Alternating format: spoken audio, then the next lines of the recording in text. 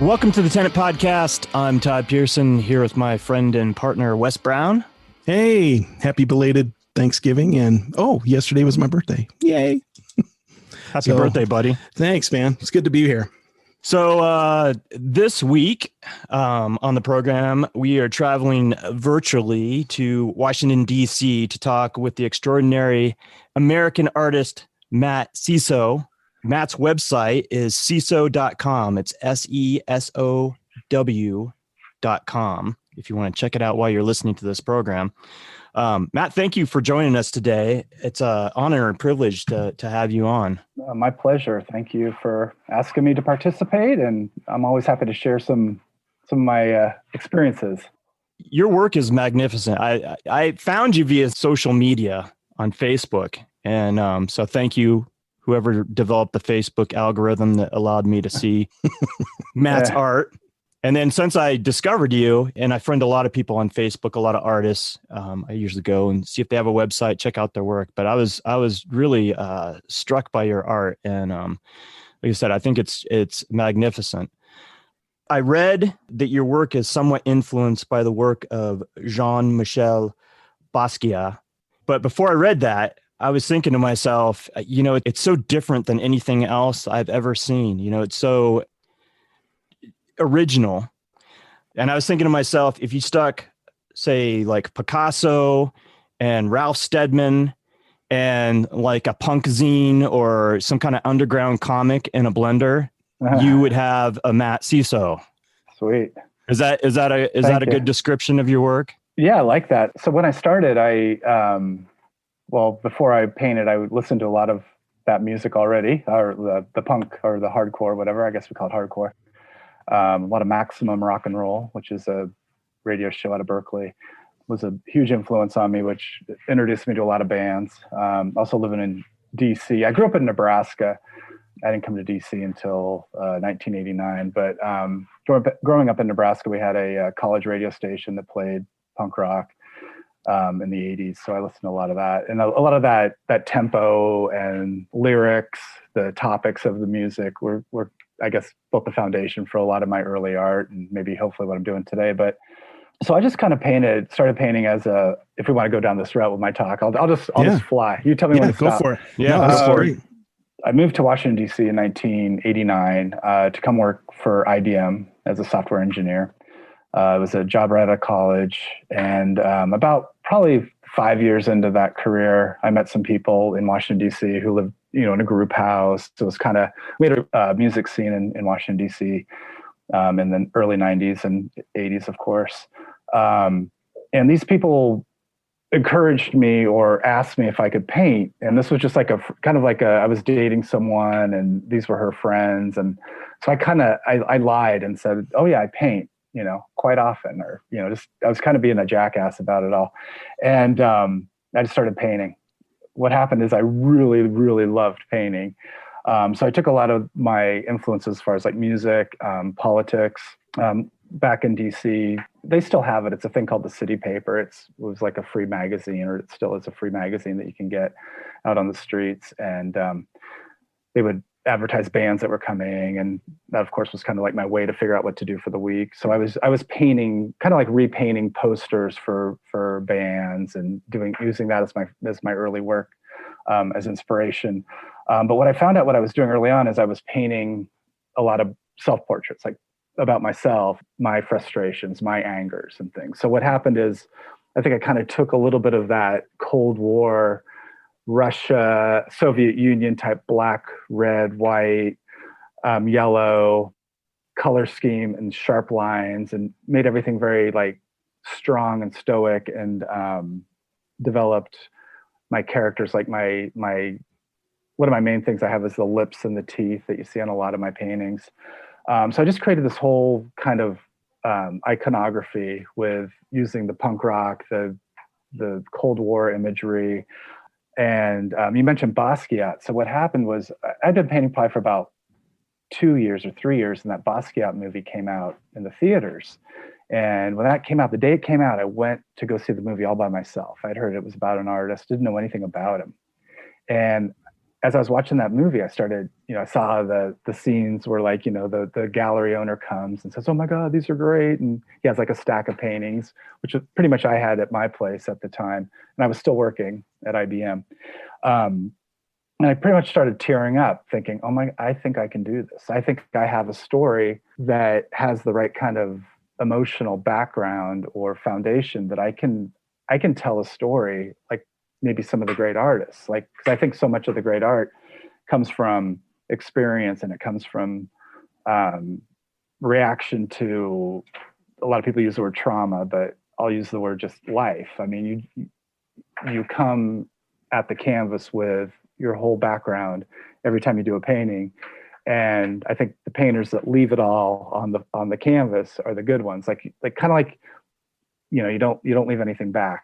So I was doing that already, and then I saw that, but that's what Basquiat was doing, and I, through the movie, of course. I mean, who knows what really everything was, but that became in a way a mantra for me, was that movie and all those scenes and all the the building up to recognition, pricing. Like there's a scene in the movie where Basquiat's like interrupting Warhol, and I forget who the other person is, and they're eating, and he paints and goes, "Oh, these are ridiculous paintings. Why don't you buy one? They're just they're crap." And so I started doing that. I started doing small paintings originally, and I would sell those for $30 or $20. I still do that, by the way. And so in other words, that was the Basquiat influence, more so I think than his imagery. I think though behind me you can see like I do use a lot of kind of that drawing around painting where it's black and white, and you might have like little characters that reoccurs and might write words and things. And I think that was a big influence from Basquiat. And then Basquiat was influenced by I can't remember the other artist. I saw him at the Hirshhorn Museum, but there's another artist who did things like that before Basquiat. Whether or not he was influenced by him, I don't know. Anyways, that's the Basquiat story. And I actually got one more influence. Was a huge one was Charles Bukowski.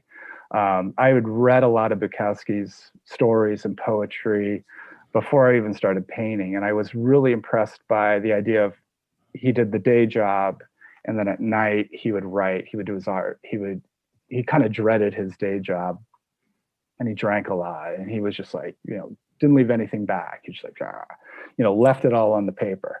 So his success was also very inspiring to me. And that whole idea of doing it for not much money. Don't do, of course, today we see, and you've probably interviewed some artists that and this works for them great, but where they graduate from art school or whatever, or they have their first solo show, and right away they're selling their paintings for $10,000 or $20,000. I can't do that because I love doing this so much that I realize if I start selling these things for $20,000, $30,000, and then I'm stuck with them, I'm going to be unhappy. I get so much happiness out of painting that it's kind of like it feeds me to keep me going, keep me happy. So. Yeah, and we talked to somebody else, and they kind of have the same attitude as like I want to paint for the masses. I want people to have the opportunity to buy my stuff, and if I price it way up there, and I think her cap was like right at this time, and he was like $3,500, mm-hmm. and it's for a bigger piece. But she just said, I don't really, kind of like what you're saying. It's not that you're not in it for the money. You want to make a living, but you want to really get your artwork out there instead of, like you said, having a big supply of your art in your warehouse. So that's really right. cool. Or in a gallery. And we can talk about galleries. I mean, I've had a lot of experience with them. I've probably, I don't know how many shows I've had. I've well over 100. I mean, I've had so many shows, galleries, museums, around, different countries. And I do have opinions on galleries. There's some things to look out for, and it depends where you're at in your career as well, if you're making a career of it. Because I think so much of what art is about, from where I come from, is it gives back to you. So you might want to paint and you feel good about it and it's fun, and that's why you're painting, and that's great, or doing whatever art you're doing, writing. But when you want to start to make it into a living and a business, and that's where it becomes like where I'm, I have all kinds of processes that I use. And, you know, it is a lot of work, but I'm doing it independent now, which I think should be everyone's goal as an artist, because I don't have to rely on a gallery to do any of my sales anymore. I'm doing it all independent, which I kind of how I started. But we can talk more about that. You can just direct me in a direction. I'll go there. I think it's phenomenal that one of your influences is Charles Bukowski. I love his writing. And actually, when I think of his writing, it's very much mirrors your art in that what I see in your art, it's one part grotesque in a way and one part just phenomenally beautiful. And that's kind of what Bukowski in his writing, he was always describing the human condition. And sometimes he'd go places you're like, whoa, you know, it kind of is a little bit in your face and like you kind of get taken aback by it. But at the same time, he paints these beautiful pictures of these characters in his books. And I see the same thing in your art as well. Thanks. Yeah. I think that when I started to, I think that I was a different person then. I was angrier. I was inexperienced. I was a lot more on the edge. Like I wanted to go to the edge. I wanted to, you know, go up to it. Don't fall over the edge is the saying, I guess. And I haven't, thank goodness. And I know people who have fallen over the edge in art, and it's really, really just terrible. But so that's kind of the whole thing about Bukowski was, and I was always amazed that he lived, I think, into his 70s based on how much he drank and stuff. But you know, he was an awful person in a lot of respects. Like you know, some of the interviews I've seen of him, he's pretty mean and you know, he's there's some unhappiness there. So that for me, I think and same with Basquiat. I think, you know, he, you know, died of depression probably and heroin overdose or whatever. And that's the one thing about this job, I guess, this career is it is a battle with all your emotions. Like to paint, like, I mean, these behind me are pretty light. I mean, I'd say I go into the darkness is what I call it. I try to do that less and less now, but when I go to that spot, it's basically what I tell my wife. She's in the studio here too. It's where we live. You know, do I want to go there? Like, do I want to go to that dark spot and paint that way? And I do it, you know, I don't know, I would say once a week, maybe twice a week. And it is exhausting. And it is like, you have to plan for it. You have to, like, you know, move all the breakable. I mean, I'm not throwing things or anything, but I'm saying like there has to be like it is a process in a sense now that I've done it so many times. Like I can't reliably expect what I'm going to paint when I just let myself go. And I'm not sure if that's a healthy thing, you know, but it is something that got me to this point. And what I'm doing more now is focusing on my health, like my physical health. Like I run, I eat well, but there's that mental thing that I have to go to in order to paint a certain way. You know, I don't know if that makes.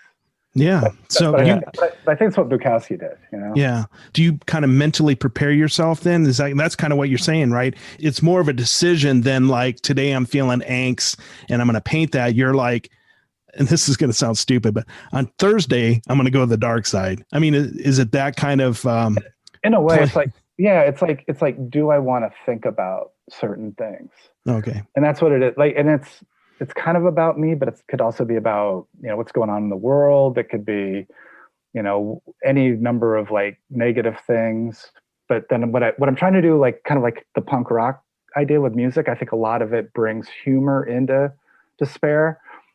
It maybe Bukowski did a little bit too, is where you might do like, I don't know, that painting behind me is called, I think, Briar Patch or Down the Rabbit Hole. I rename things a lot. But the idea is, you know, like you're going down to a place and what am I going to discover? So I think it's just kind of it's so different now than what I used to do. Cause I've been doing this for 25 years, I guess, or 26 years. I've been painting like this. And probably for the first 20 years, it was just like, whatever, I just go there. And now what I realized, I'm 54 now. So I've been doing this so long.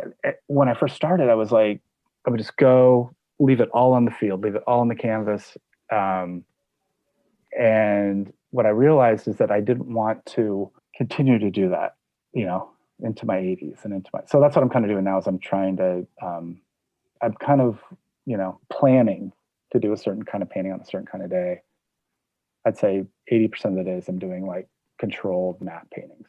Whereas before you would just kind of channel whatever space you were in. Yeah. In your youth, you were more channeling, like you said, you mentioned aggression and angst and emotions. Were you just channeling those raw emotions earlier on, and now you're kind of thinking it out a little bit more as far as like, what do I want to work on this week? I think that's a big part of it. I used to have a different studio for about 20 years. I moved into this studio with my wife about, I think it was like 4 years ago. So before that, I had my own space up in middle part of DC. And that was a little studio, like 550 square feet. I lived there and I painted there probably about 3 days out of the week while being married. Now I'm 100% here. But yeah, and I would just, because I realized to be a great painter, I needed to not leave anything back, to get to those lines and to get to that, when you have like a painting with 5 or 6 layers on it, it's that, second and third layer that kind of tell the story more than the final layer, if that makes any sense. Like It's the process of creating that people are going to see that. They're not going to, I think that people can tell the difference between some artist who just does a 1-layer painting and, oh, it's done. It's called trauma. And then somebody who does like a 20-layer painting that's called trauma, and you can see the trauma. Yeah. It's that idea. And another, I'm sorry, just go back to one more example. I had a great opportunity, and it was a good show at the American Visionary Art Museum in Baltimore. I had a solo there, I think about 2 or 3 years ago. And in order to create that show, they curated me. They wanted me to do some of my older work. They wanted me to kind of create some of my earlier visions and themes. Whew, that was so hard, because what I had to do is I had to go back to that headspace to create that. That was probably the hardest thing I ever did. And I did, probably like 30 or 40 paintings for that show. And it was very difficult. Almost killed me. And then that's really interesting because, you'd think, well, it's, you've painted it before, you should be able to just whip it out and not really get emotionally invested in it. But to recreate that whole feeling, and, you had to get in that headspace. Yeah. Yeah. That's one of the things I think, and I'm growing right now. Like I'm, talking to you guys about this. The only other person I've really talked this way with probably is my wife, is how I'm needing to, what I'm trying to do, because I'm all about goals and plans, and I'm, of course, being from computers. So I'm trying to plan a set of goals or checkpoints for the next, because I'm in my 50s. I want to live to be 90 would be great. Yeah. So I need to do things now that invest in that future. Whereas before, when I was 28 or whatever, 25, when I started, I was like, my goal was to be in a museum. My goal was to be known as an artist or to be known as a painter and make a career out of that, which I've done. Like I did it. It's great. I hit the goal. I'm very happy. If I am gone tomorrow, I did it. It was successful. So now what I would like to do is more of like talking to you guys. It's more of a, how can I help others? Maybe like that's kind of a nice way to think of it. And also leave a good mark, rather than, I think so many artists, like I'm talking about Bukowski or Basquiat or something, they either die early or they're kind of not very nice or good people in a weird sense. Like I've heard terrible things about Dali and things like that. A lot of these artists have a very selfish kind of way of life and did some terrible things. And, my goal is to die next to my wife, or, I mean, not together, but in other words, I want to be buried next to her. I think she's done so much for me to help me along this journey as well. It's kind of that love story thing where you meet, so, the person, she takes me in as this like stray cat and kind of clean my fur and kind of, I still have that cat in me. I'm still like, but there's a control about it, and it's good. It's controlled chaos. It's like, she gives me a lot of freedom to be the artist, which is great, but it comes with responsibility and trust. It's pretty good setup I have right now. Yeah. So you've went from being a successful artist, which you've kind of checked off, to now more establishing a legacy of who you are as a person. That's kind of what I pulled away from that. Yeah, I think I'd like to do that, and also maybe create the best work, like that's a little more thoughtful. It'll have that emotion in it, but maybe some bigger paintings, some fuller paintings, and that's something that I've tried in the past, but like in my early days, I tried to, and we can talk about childhood with me and everything like that as much as you want, but I've done things about my childhood.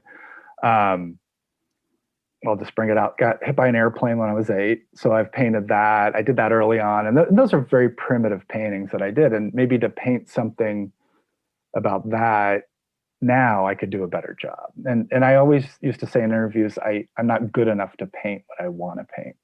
I'm not a good enough painter yet. So, maybe maybe I still have some growing to do. That's a sign of a true artist and craftsman when you don't ever feel like you have reached that, that point, that you continue to aspire to something greater and better. So is art therapy for you? Yeah, it definitely is.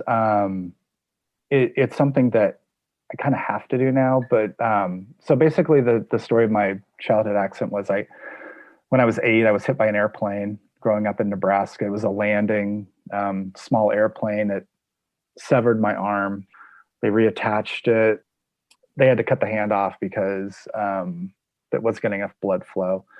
So that was kind of, I grew up with one hand, played sports in high school as well as I could, I did all the usual things, went to college, super supportive family, everything. It really didn't have anything bad, just hit by an airplane. Didn't deal with it at all, really, like from a psychological or therapeutic way until I started to paint. The painting, what that did was kind of, the idea is that I was communicating using a language that I never used before. I was expressing myself through the pictures and the lines and the colors.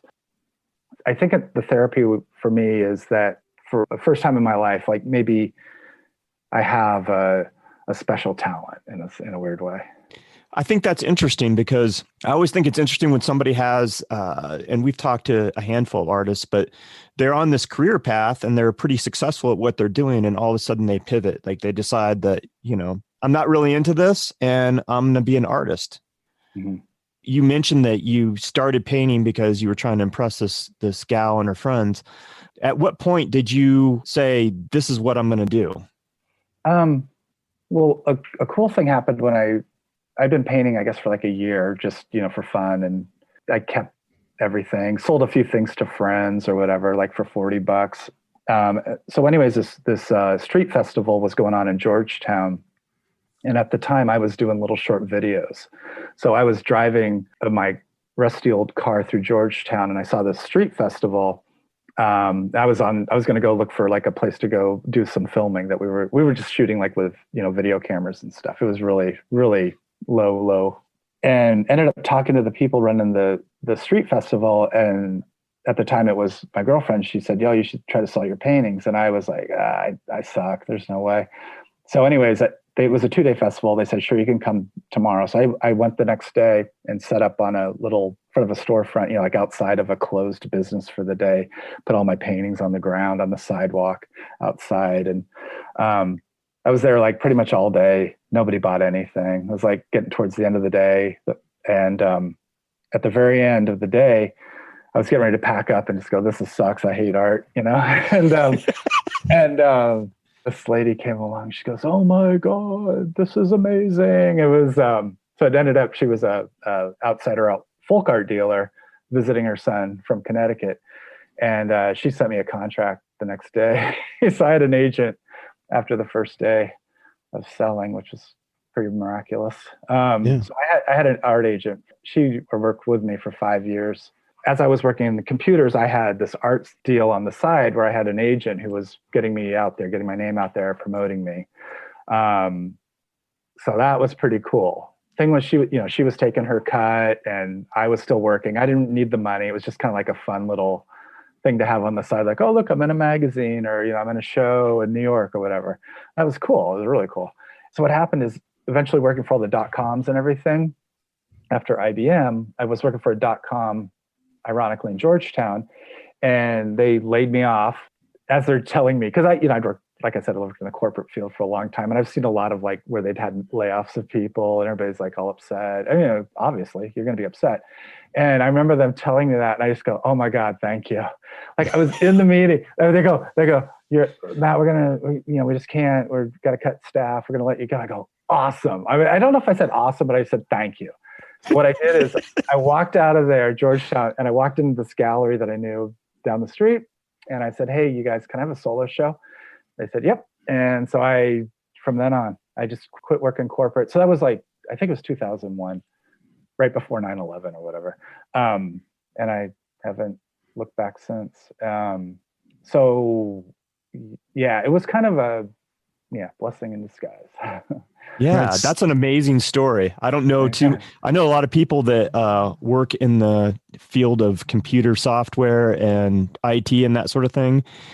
And I don't think that I've ever heard any of them tell the story about being laid off and then they thank the people that just laid them off. Yeah. Because I was like, because at the time I had the agent, and what I did is then I let her go. I had to lay her off because I'm like, I'm going to do this all myself now. Because with my computer knowledge, I'd already built my own websites. I think I'm still using a lot of I still do HTML straight up. It's the same website I had in 2000 or whatever. But yeah, I did it all. I was like, I'm going to do this all myself, everything. So it's owning my own business started in 2001, doing the taxes and all that stuff. So it's been a really, really, really good journey. I mean, I feel very fortunate with what's happened with the art. In addition to, I can imagine one reason why it's good to get rid of your agent and fire different galleries or whatever is the financial income that comes, you get the 30, 60, whatever, 40% back into your own pocket. But what other freedoms come with that when you decide to go just completely solo? Well, with the agent, and she was great. She really probably is a huge reason why I had the confidence I did and everything. Because if she wouldn't have shown up at that moment at the end of that day on Georgetown, I probably wouldn't be painting now, or maybe I would. I probably would because of the it's so innate in you. Yeah. Yeah, and the therapeutic benefit and stuff. But so the advantage, so the agent thing can be really tricky, and that's anything, whether you're a comedian or a actor, I'm sure, because you're giving a cut to them all the time, but they do get your foot in the door with a lot of places that you wouldn't normally get. So that I think was advantageous for me that way, because I was making sales, but as a business person, I was keeping a record of who those sales were going to. So in other words, one of the keys is when you first start out is to make sure you have the data that buys your work, emails, addresses, and stuff like that, because you're going to want to contact them eventually when you go indie. The galleries were kind of that phase. And then for like I just stopped doing galleries about a year and a half ago or 2 years ago.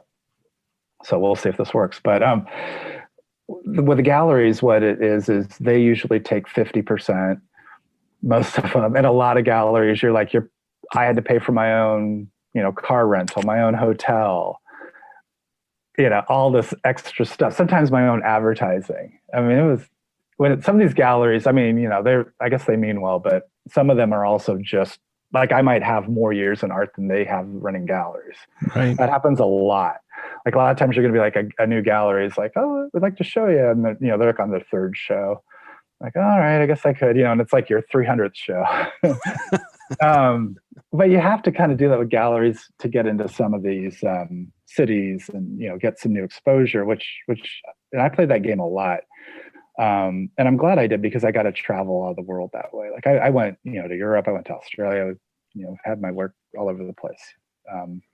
So it's been a really fun ride. But now that I'm older, it is that planning now for the next 30 years. So the idea for now is I just want to do museum shows and maybe like university shows, kind of like where I get paid to go and they don't take any commission. And then with the internet, of course, if you play that game right, you can pretty much with your website, Patreon or patrons, with Facebook, Instagram, if you do your marketing correctly and constant, you can build a pretty good base. I don't know. I mean, the galleries are necessary in a sense, but you need to be really, really careful as an artist not to raise your prices too high. I probably had 20 or 30 gallery owners tell me to raise my prices, and I always said no. And they used to get so mad at me. because I raised my price, they get to make more money off of me.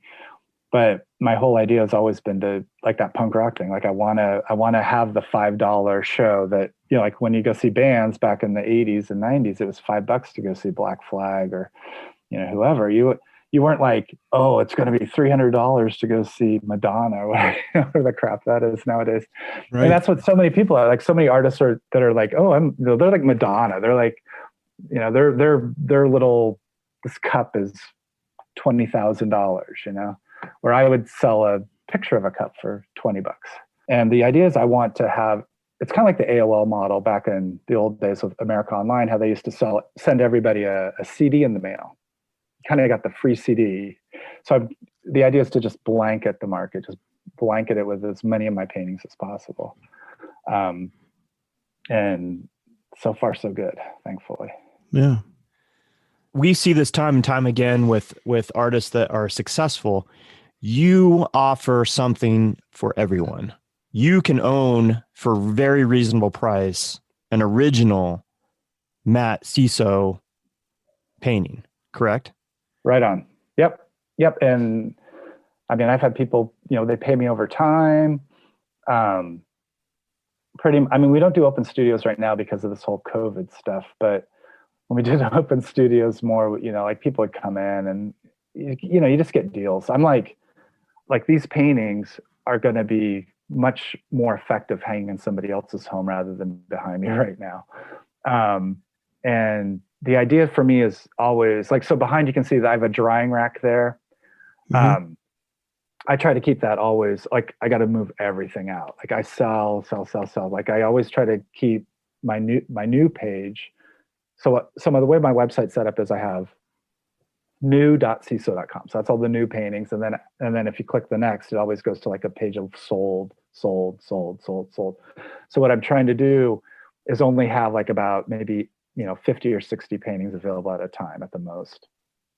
And then just keep selling them. And if something doesn't sell, what I do a lot of times, I'll paint over it or I'll add to it or I'll add more emotion, more like, I'm like, I wasn't angry enough or I wasn't happy enough I'll say happy, wasn't happy enough when I did this. So there's something missing. And I know that people who buy my work, they must see that because I've estimated over the years, and I don't know, I should really sit down and think about this more, but I think I've sold close to or over 16,000 paintings. Wow. Like there's so many out there because I have all these littles and I don't know, but anyways, so the idea is to always keep moving it. And one of the greatest ways to keep people engaged, one is through Facebook. That's still a viable way to keep people looking at it, and a mass email, which I use MailChimp for. So as people buy my work, I try to add them to my, my newsletter. And if they unsubscribe, I'm happy. That's whatever. If they want to not get that, that's fine. So the idea is to kind of keep people interested, keep them let them know what shows I'm doing. Like this interview, I'll advertise that we did this to, my people that follow me or whatever.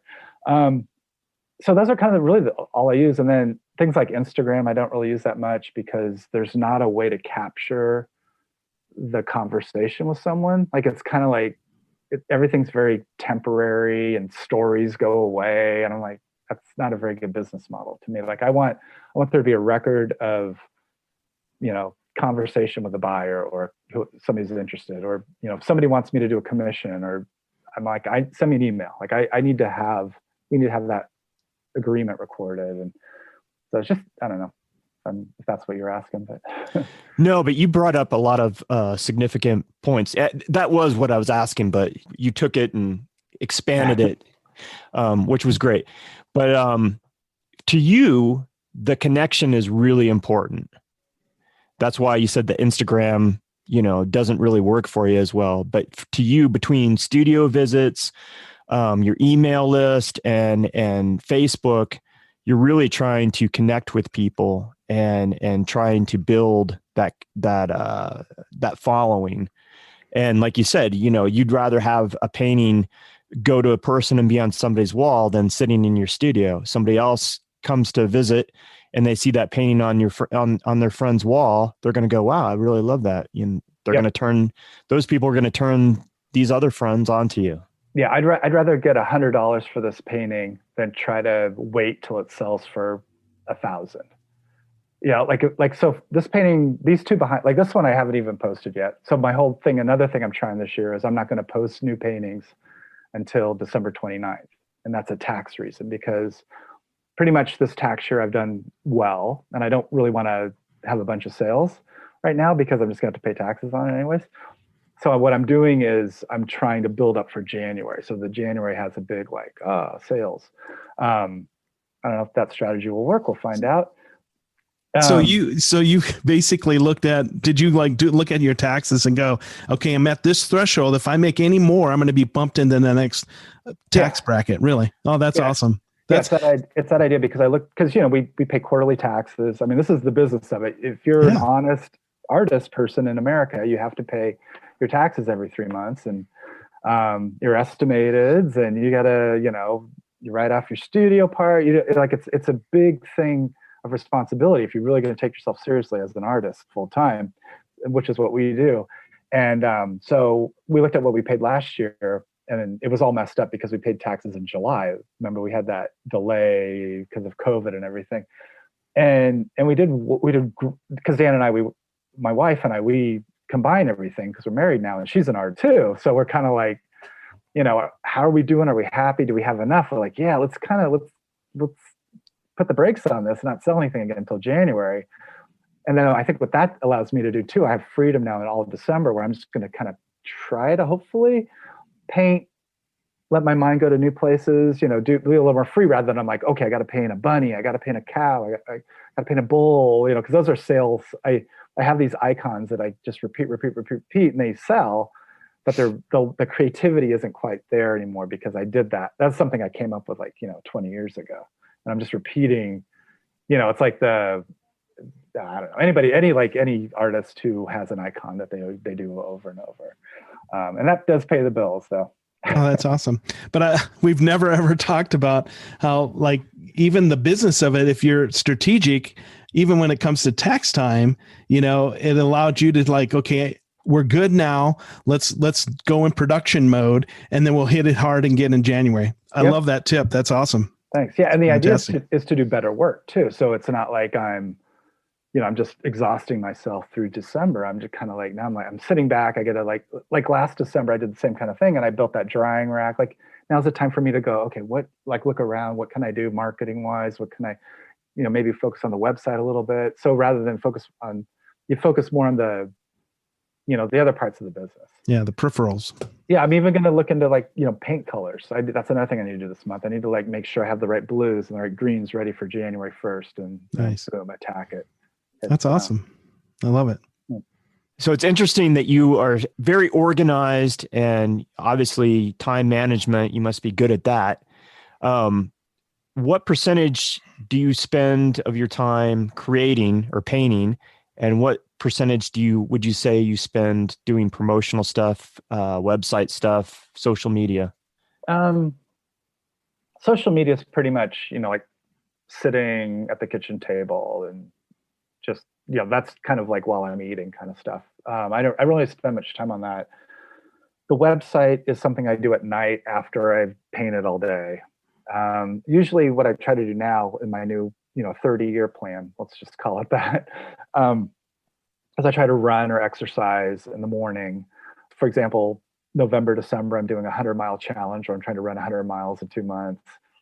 Today I ran 5.5. Like I said, it's that whole it's a whole new process thing. So I run, and I come back, take a shower, eat some lunch, and then probably start painting around 11:30 if I'm lucky, and then paint until whenever. Because like I said, right over here is a bunch of paint and stuff in a bookcase, and over that is my wife, and she's painting right now. So we are that close. We live in an 830 square foot place in downtown DC. We sleep in a bunk bed.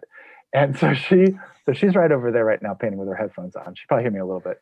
And so we have curtains up so we don't have to see each other for 8 or 9 hours. We have if you see this, don't do this. If you go to bed first, just do that. Don't talk to me. I'm still painting. There's a lot of that. So every day is kind of because you never know when you start painting where your head's going to go with that art. and what you're going to hear, what you're going to think, or and you might want to go, oh, I'm going to paint late, or I'm going to quit early, or whatever.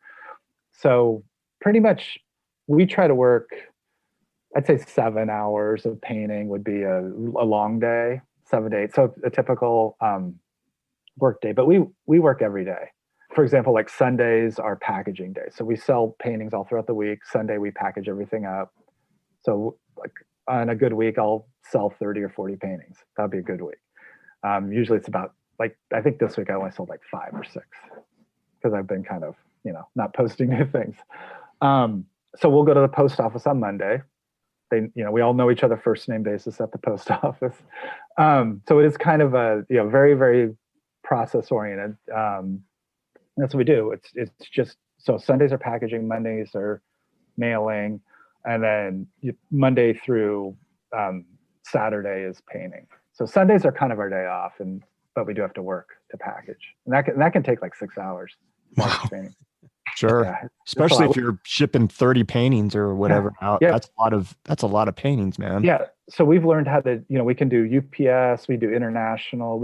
So we know now how to ship, pretty much anywhere in the world. And it took 20 years to get good at this, where, we have tubes, we buy boxes, we have stacks of, unfolded boxes or folded boxes. And it's just it's a business. Like we really have to do it from end to end. And that's the funny thing with galleries too, is, like I'll have a gallery. In the old days, I'd have a gallery show, and one of my people who buys my work, let's say in Spain, would be like, hey, I like that new painting. I go, oh, it's in a gallery in Virginia. And they're like, oh, I want to buy it. I'm like, oh. And I'm like, I tell the gallery, I'm like, yeah, you guys, can you ship to Spain? And they're like, we don't know how to do that. I'm like, I know how to do that. So that's the problem, is if you're working with a person or a gallery who doesn't know how to run your business as well as you do, it's a huge, I guess, problem. So that's one of the huge things about doing it yourself, is if once you know how to do all aspects of your business, that you're really the best person to be doing it. Yeah. Because both you and your wife are artists, have you ever thought about hiring somebody from outside just to deal with the whole shipping aspect of it, so you could kind of free yourself up just a little bit more? Nope, no way. Yeah, we couldn't trust anyone to do it. Yeah, no way, because it's like we've got this down to such a, like, shipping a watercolor board, we know how much cardboard to put so it doesn't get bent, and we have all the stickers, we have all the fragile, we have all, like, we know, like, we've just done it so many times. I couldn't trust anyone, especially like an intern or something. It's crazy, but yeah, we really are. We have to do it ourselves. Because I would just be heartbroken if I spent time on a painting and then it arrived broken. And that does happen sometimes. But because of the packaging was done wrong or something, I'd be like, oh, it's heartbreaking. Yeah. So it's interesting to me, the background that you come from, and then you have this routine that you work off of, and sharing space with another artist, and you have your parameters set up. And then I've seen videos and pictures of your painting studio, and I don't know if it's any different now than your old studio space, but I loved it because I just saw stuff everywhere. Like there was just, containers of paint and tubes of paint and just stuff all over the place. And then you could see your bunk bed in the background. And I was like, that's a place I could go hang out. Like that looks like a fun place to hang. So even though it looks like that, do you know where everything's at? You have an organization system in your brain as far as keeping all that stuff? So that was probably most likely from my old studio, the one that I had for 20 years up in Adams Morgan. And that was like, 530 square feet, 540 with a bunk bed. So it was like, that was like, got me to this place in a sense, which would be one of my things, advice for painters or people who want to be an artist. If you really want to do that, buy a place, get a place that you own flat out, don't have a mortgage, maybe have a condo fee. Don't tell your neighbors that you're painting in there because they might go, oh, oil paint or whatever, or fumes. So buy a place, own it, and destroy it. Make it your canvas. And that's what I did. I had this place 6 stories up. in the middle of DC, view of the Capitol building out the window. And I spent untold hours in there painting. And that's what got me to this point. This studio now, like this is actually more space than I had in my old one. So I have a much larger wall, which is awesome. So I'm able to do larger work. But the thing is right now, I'm less organized now than I was at that old place because I'm still like, where's that blue, that green, because my old space, it was just me. And I was just rolling out my sheets were covered in paint, the pillows, and I did laundry once a month. I mean, it was actually, this is, truth be told, it sounds romantic, but it was sad. I mean, my wife visited once and she cried. She's like, this is really, I mean, I was the guy living, in the van down by the river. And that's what you kind of had to do to get to that, to get all these paintings. And so that was one of the big things for my 30-year plan, was to get me out of that place. Because health-wise, it was going to take me down eventually. Because it was just like, focus on painting, drinking, and, it was crazy, punk rock. And you're just like, the paintings were fantastic, but at what price eventually? And I can paint that way here, like I said, but I'm not going to do that every day. So that's what a lot of those are. And I'm creating that here as well. Like there's a lot more organization, like behind this camera, there's an Xbox. So I don't want to get paint on that, and there's there's little clean places around here where I'm trying to, be a little controlled, but yeah, I mean, I think to do this, and of course I can only give advice based on what I've done, but I'm the healthiest I've ever been. I can run further than I've ever could. I feel great, but if I would have kept on the path that I was 5 years ago, who knows? I mean, I probably would be okay, but I wouldn't be able to go run 5 miles. It'd, be a little harder to do. So yeah. That obsession and that drive for the last 25 years enabled you to be where you're at now. And it was fine when you were a young man, but as you get older and thinking about your, next 30 years, it was time to make a change. Yep. Exactly. And a great example, other than probably the Rolling Stones, because they're still out there playing, is with music. Like so many bands, like of course all the punk bands, they're like, they pretty much do it when they're younger. I mean, some still tour, but I'm sure they're doing other things. And it is like, I want to do this my whole life is the whole idea. I don't want to have to do it. That's we can talk about money too. That's a whole nother thing I like to talk about, is like investing and how to save and how to plan for the future. Sometimes I see people like old bands or whatever, and they're out doing it. Like, I'm like, do they have to do that? Is that why they're out there doing that? Because they didn't save their money or they didn't invest correctly? And I always call it like the Vanguard. Like did they invest in, like, because I use like a Vanguard investing is like a great way online that you can you sell a painting for $100, you take 50 of that and you put that into bonds, or you put that into 2035 retirement or whatever. And it's just a very conservative way to keep your money growing and growing and growing. Fact being known too, like we don't own a car, we don't have kids, so we've been able to not have a lot of expenses that most people have as well. And we live in a very small place. So, when I say this, like, oh yeah, you just save your money, I'm like, well, I realize a lot of people out there have real expenses, like whether it's school and children and house mortgages and things like that. So, I'm just saying what works for me, not right what works for everybody. Now you strike me as being very frugal, and successful artists, I think, tend to be frugal. Like the ones that we see that are really successful, they're not being extravagant with their money when they, a lot of them would be like ecstatic. And I realize that some of these paintings that you sell are like $50, but a lot of people that sold 30 paintings in the course of a week would be ecstatic that they just sold 30 paintings. Right. Yeah. But you're not going out and buying a new Ferrari or, big screen TV or something crazy. It sounds like you live well within your means and it's a very thought out thing, and that you and your wife are happy living a simple life just to enjoy having this freedom and what art career or art life affords you. Yeah, it's lucky that we're together because we both have that same idea where we don't spend much.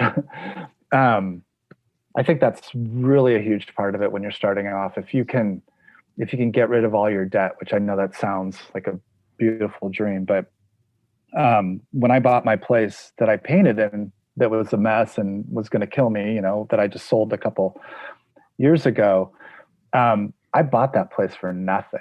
I mean, it was a part of the city that nobody wanted to live in when I bought it, and then of course it became more sought after. But the idea, I think, if you like, so I didn't start painting until I was 28. So when I was 28 years old, I started painting. I started playing around. I didn't start really becoming full time until 32. So I was able to buy a cheap place. So the first thing is to get a job, out of college, make money or whatever, enough, a salary job, buy a place. And I think a big part is, like, nobody wanted to live in DC in 1989. We were the murder capital. We had the most murders. It was the crack cocaine epidemic. You watch all the documentaries. This was a really tough city back then. And that's when I moved here. But the idea, I think, nowadays is to find a city where it's kind of not desirable, but you can get an affordable space and just maybe 600 square feet in a condo building that's fairly well managed, that's not going to fall apart.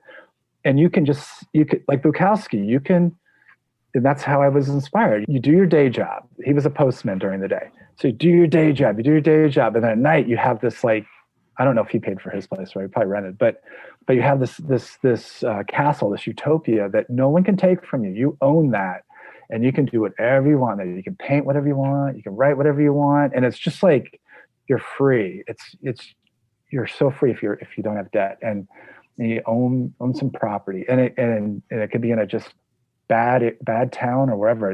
Get something fairly safe, but I mean that's what happened, and I got really lucky that DC became so desirable. I guess people like to buy maybe because we live so close to the White House and stuff. I don't know. That's my biggest advice, really, and try not to have a car, and don't get a new phone. Buy a used phone. Get it. I have my cell phone bill is $15 a month. Like that's all you need. You can do everything on the internet. This internet is probably the most fancy thing I have. Or this laptop, I guess, but it's it's all about priorities. I think that's really great advice, that to have a place where you can work and live and just have one payment, as opposed to paying a rental for a studio. If you can afford to buy something where you can have both and that one mortgage payment a month, you're so much better off. I got a question. So how does a kid from Nebraska that's all about cars, I live in South Dakota, Todd lives in Colorado, and you just, I know you got great public transportation, but it's a mindset too, to go and, you probably grew up with your family had vehicles, and, and then you go to the city and you don't have a car. That's a hard thing to switch, I think. Yeah. Last time I had a car, I think was 1998. Wow. So I did have a car here for a bit.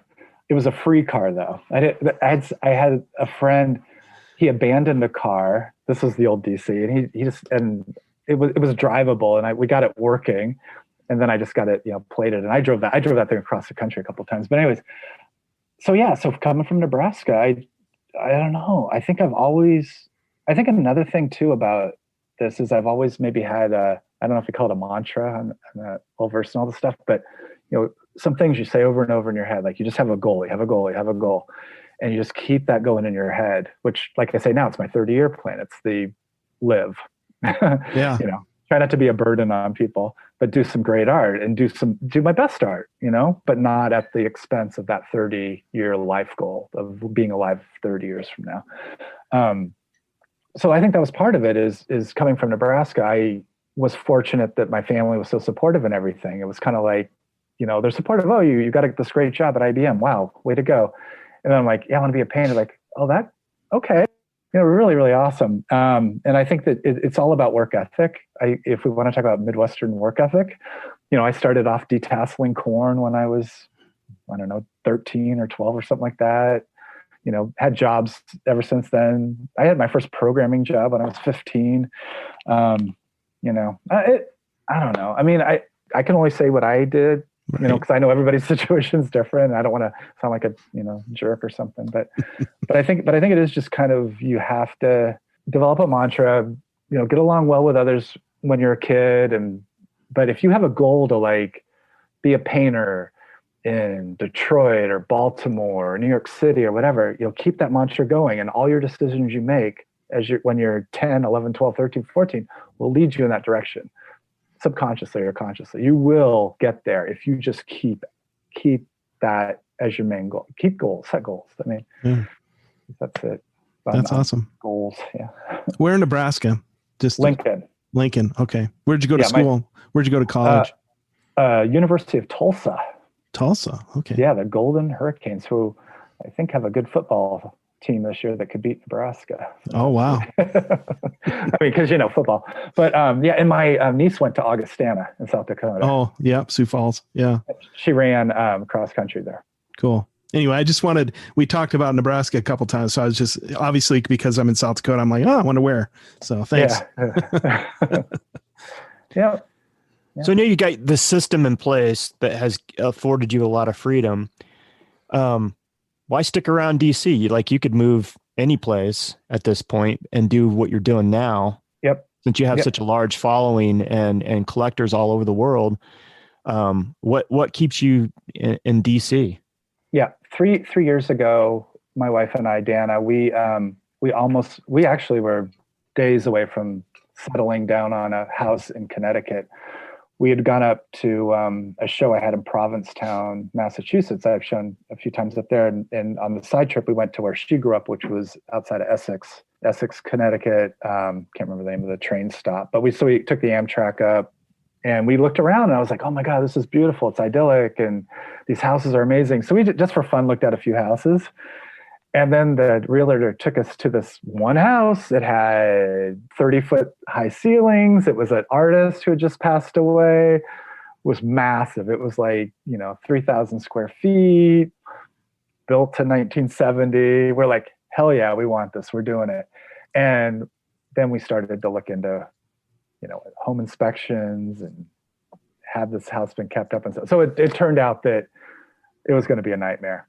So we ended up not having to move there and stuff. And it was a great experience in that sense, that we were kind of like the grass is greener moment. We were like, oh my God, and I could be Jackson Pollock, and I could, paint and huge and da-da-da. And I was like, I'll be even greater and better. And then I realized after we went through all that, and we're back here now, we're like, oh my God, we have it so good here. Why are we trying to change it?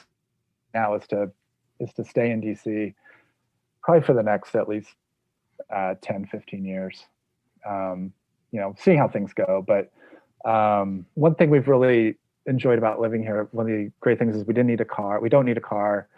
We can walk to the post office. We walk to the grocery store. We walk everywhere. It's a really good, healthy environment. We are about 4 or 5 blocks from the National Mall. So that's where I run. This morning I ran by the FBI building, by the archives, by the Lincoln Memorial, by the Martin Luther King Memorial, Smithsonian Castle, Capitol. I mean, it's sweet. I mean, it's very inspiring in that sense. It's really a great place to live. We love it. What neighborhood in DC do you live in? It's called Penn Quarter. Quarter. It's right. We're kind of right next to the FBI building, if you know where that is. We're right next door to the Portrait Gallery, which is where the Obama painting is, and will be. So we're I don't know, probably 5 blocks from the White House. Yeah, it's a beautiful city. I love DC. Been there a few times. It's a beautiful city.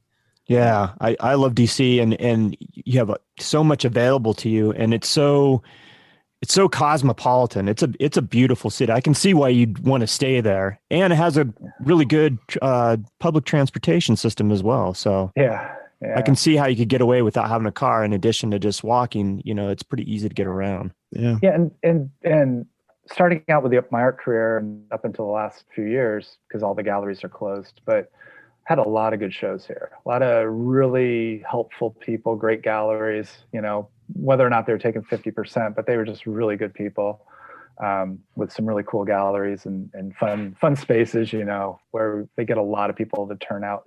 Actually, we were married in a gallery at the opening reception of one of our shows, my wife and I. So she had one side of the gallery, I had the other side of the gallery of my paintings. We got married at the opening reception. That's cool. awesome. That's really cool. First time we've heard that one on this podcast. Yeah, no doubt. And since we're talking about business, we actually made money on our wedding. It didn't cost anything. Yeah. Right on. The venue is free and you made money. That's awesome. Yeah, I'm definitely a capitalist. I would say maybe like 20 years ago, I'd say, I'm a socialist. But, after owning a business long enough, it's a pretty sweet country we live in. I like it.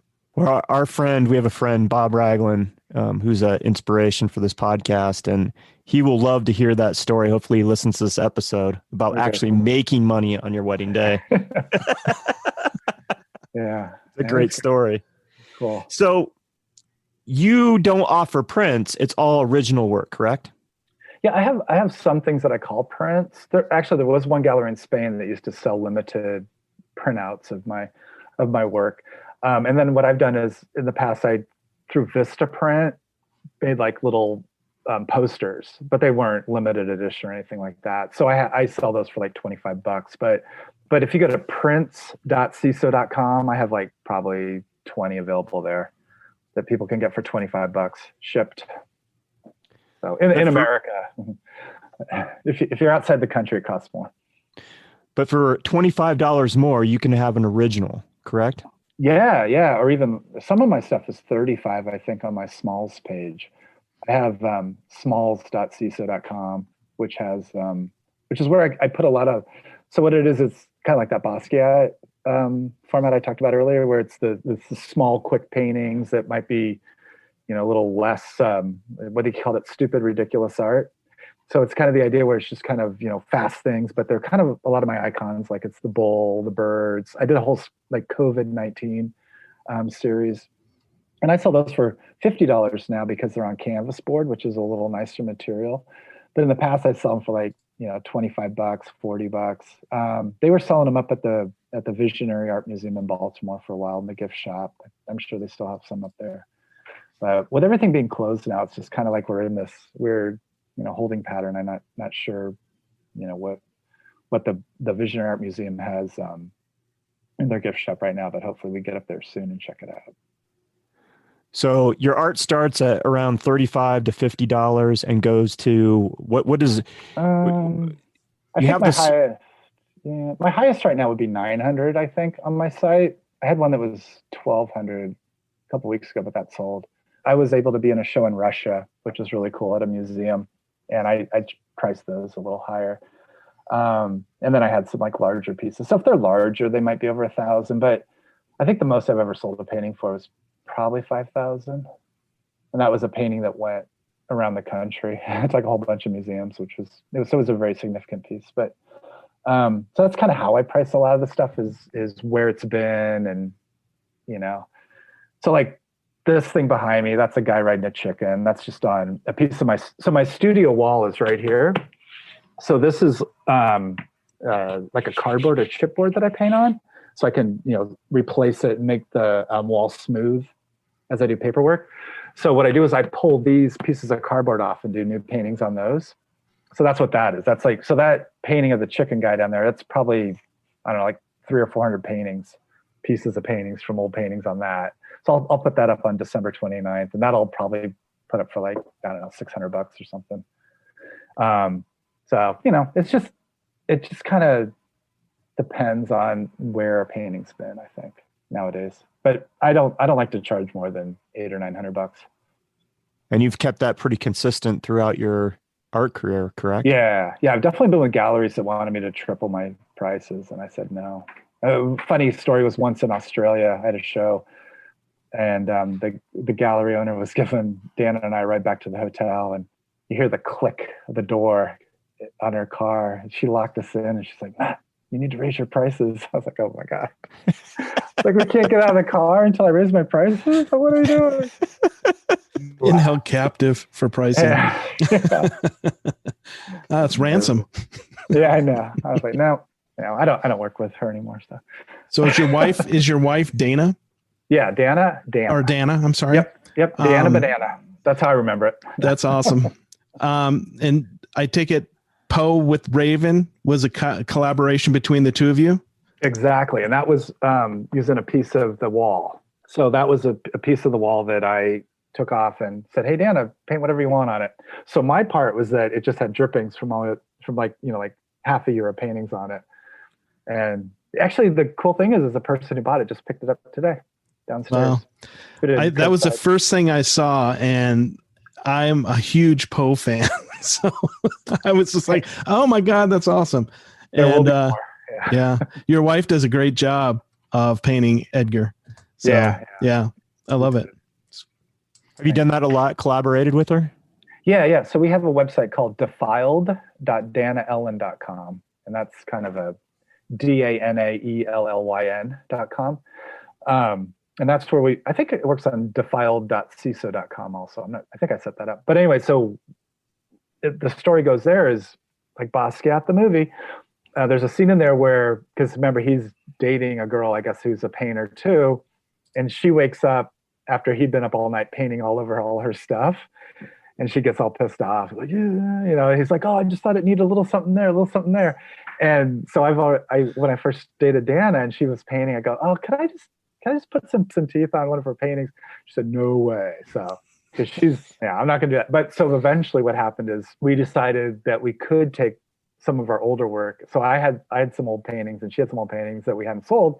I said, why don't you just add whatever you want to it? So we started Defiled, our Defiled series. And that's been very successful. We've done, I don't know how many of those, but a lot of them.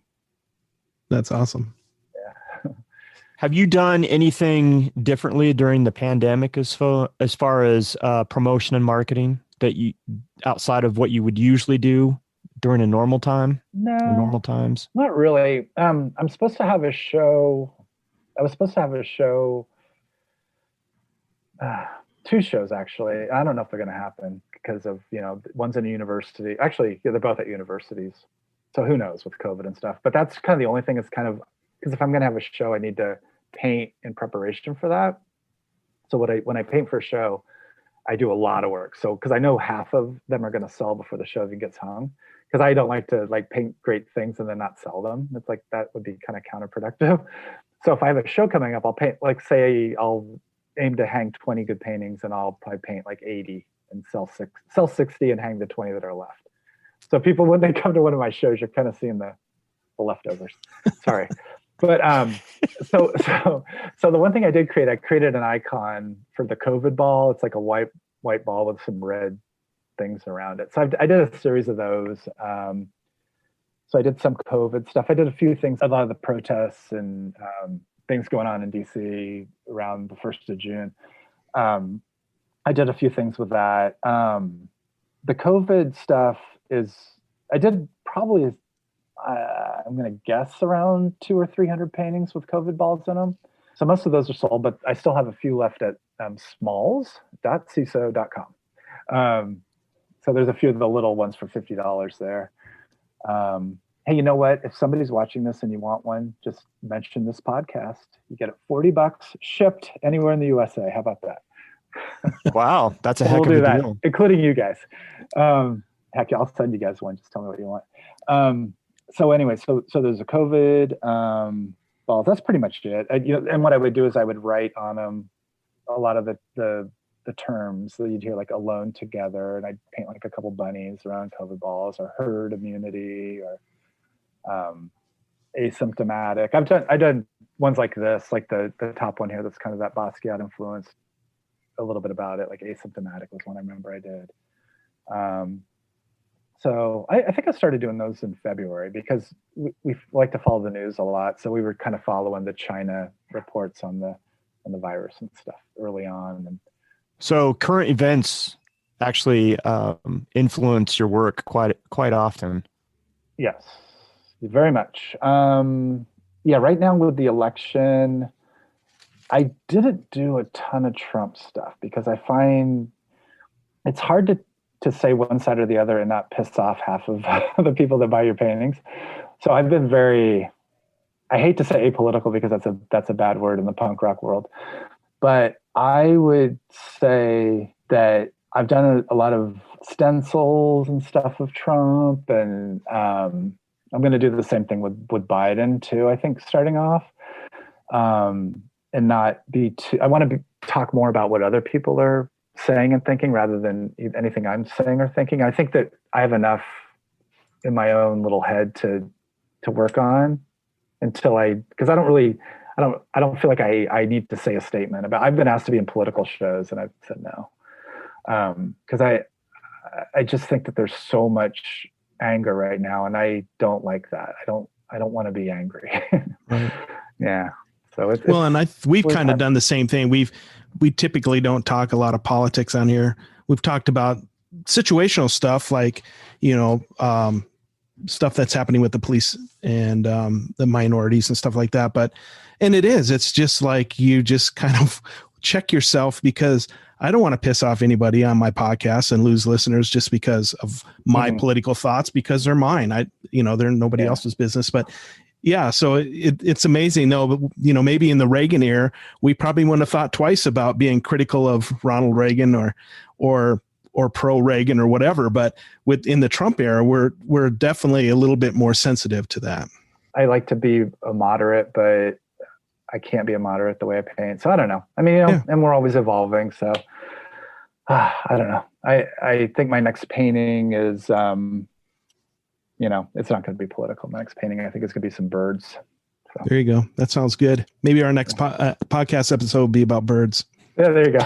Find a bird painter, somebody who does paints of birds, like that artist in Florida. Which one? I can't remember his name. We went to the Cherry Creek Arts Festival, and we were interviewing some patrons, and there was a artist that does nothing but birds.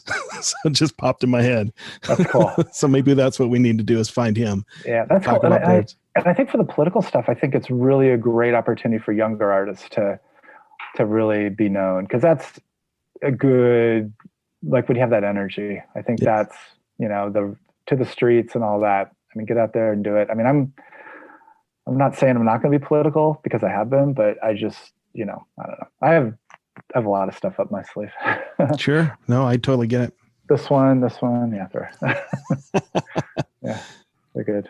How is the art community there in Washington, D.C.? Is there a large art community? Obviously you're in a land of museums and galleries, but at the same time, I don't know how it works as far as the actual local art community. Is there a lot of artists there? Is it pretty supportive?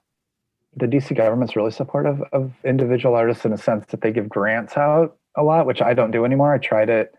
I got a grant once. They have a yearly grant for individual artists. And I remember I tried it once and I won. It was great. It was like a lot of money to me. And then I tried it the next year, and this was a year I had like a solo show in a museum, and I didn't get it. And then the next year, and I had another solo like in France and in Spain. I didn't win the grant. And I was like, what the heck? It made me feel so bad. I was like, am I just not that good? And so it was actually negative. So I was like, I stopped. I don't do grants anymore, at least with our local stuff. And a lot of people do, and they do well, and good for them. But I don't really, there's really not a gallery system here anymore because of COVID. There are some smaller galleries that I've worked with, but haven't in a while. We don't really have a community. Like, we don't have, like, at least not that I'm part of. I mean, maybe I'm just blackballed or something, which I don't know.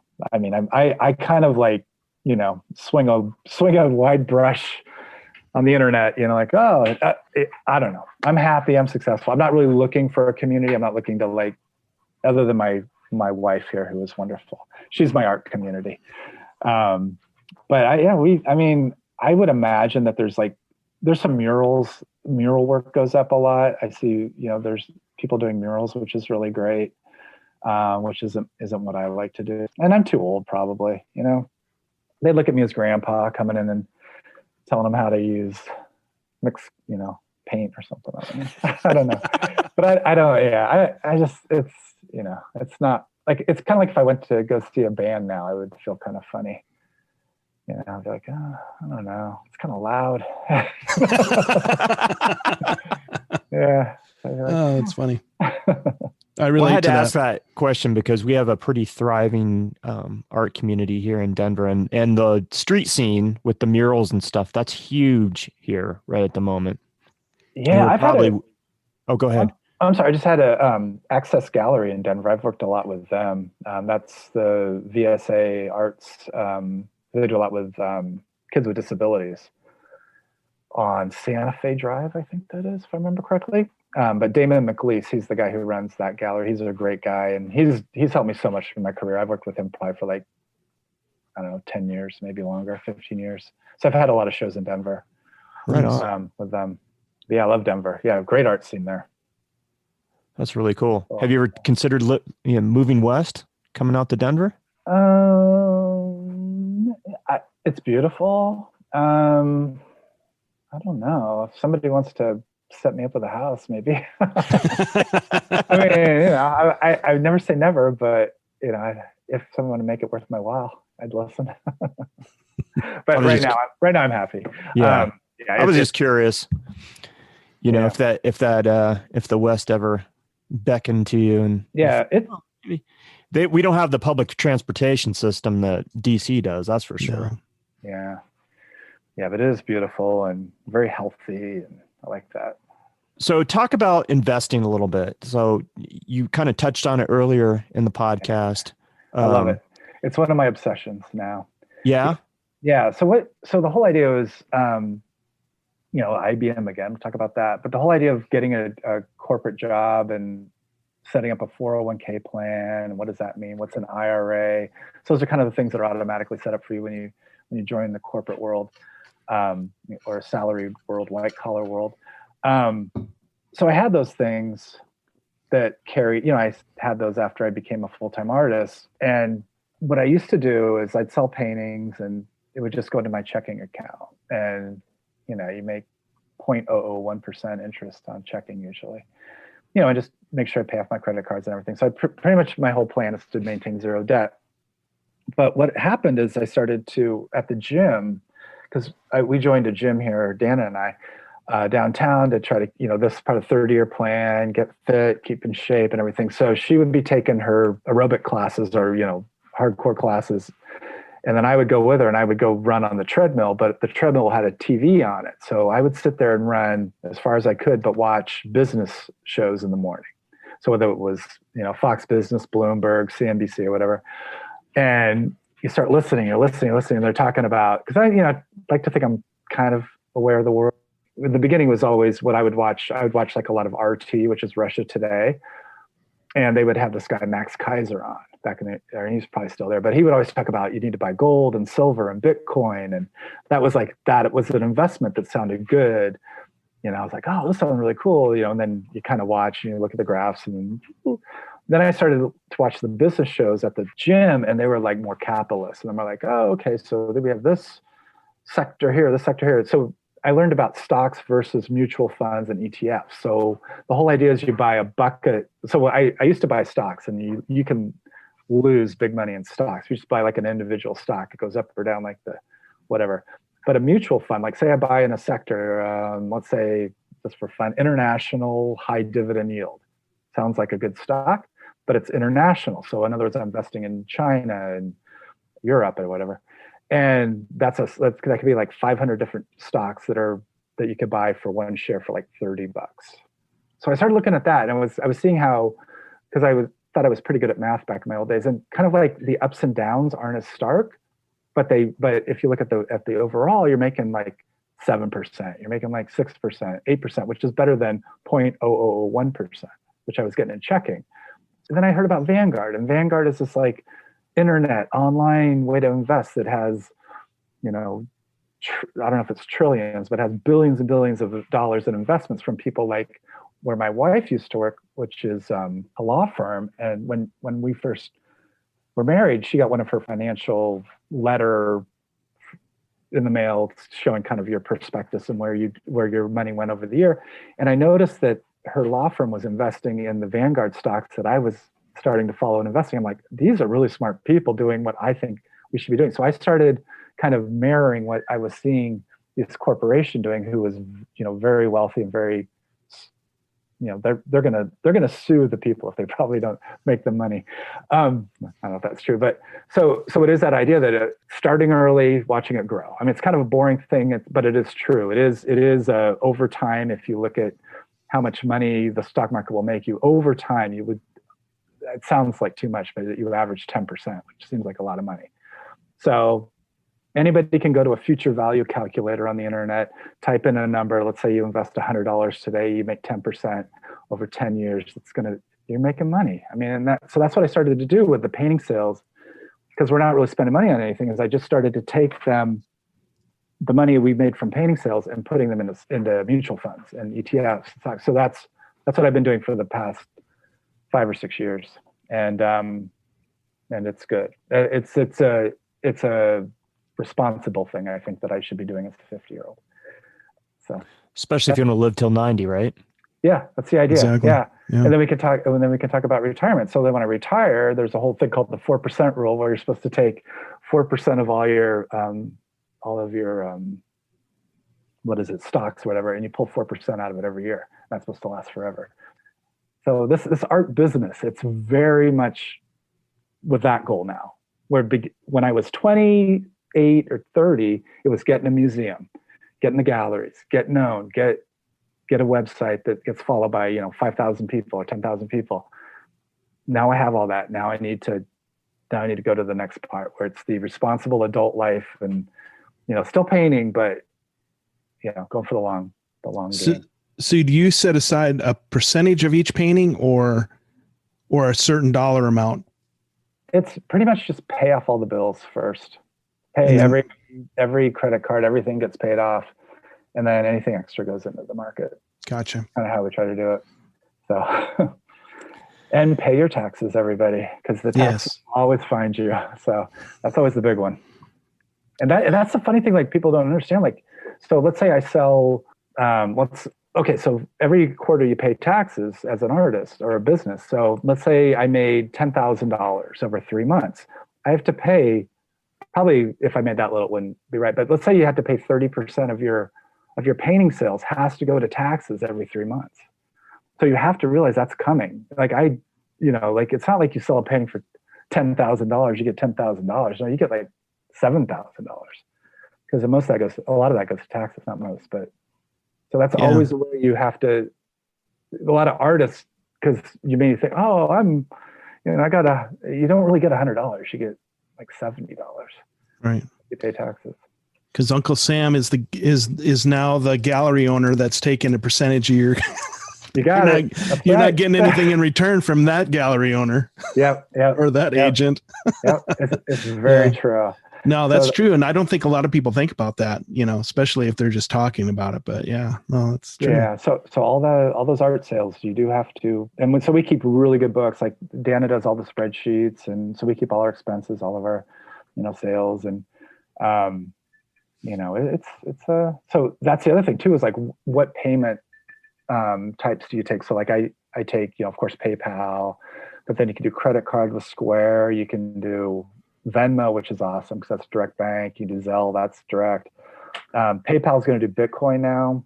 I'll probably look into that a little more. I've done some Bitcoin in the past, but that's kind of a risky thing, because with Bitcoin, at least the way I was doing it, I made a few sales of Bitcoin, but not many. But you had to, it's like on your cell phone, so if you lost your cell phone, there goes all your Bitcoin. Unless, I don't know, the passwords are outrageous and stuff. So anyway, so I got out of that. So I think I might go back into Bitcoin again via PayPal. I think there's a way that's coming up. So, all those are the different ways. And then the good old check always works as well. So do you have a budget all lined out as far as your expenses? Do you go that far and then look at sales and that sort of thing? I mean, you essentially have not increased your prices. Nope. Over the last how many years, but I mean, 20. 20 years. So you're not even, do you look at that? Do you look at inflation and make sure that you're still within the ballpark to cover everything and still be able to save and invest? Yeah. So what we do is we set a number every month that we want to hit.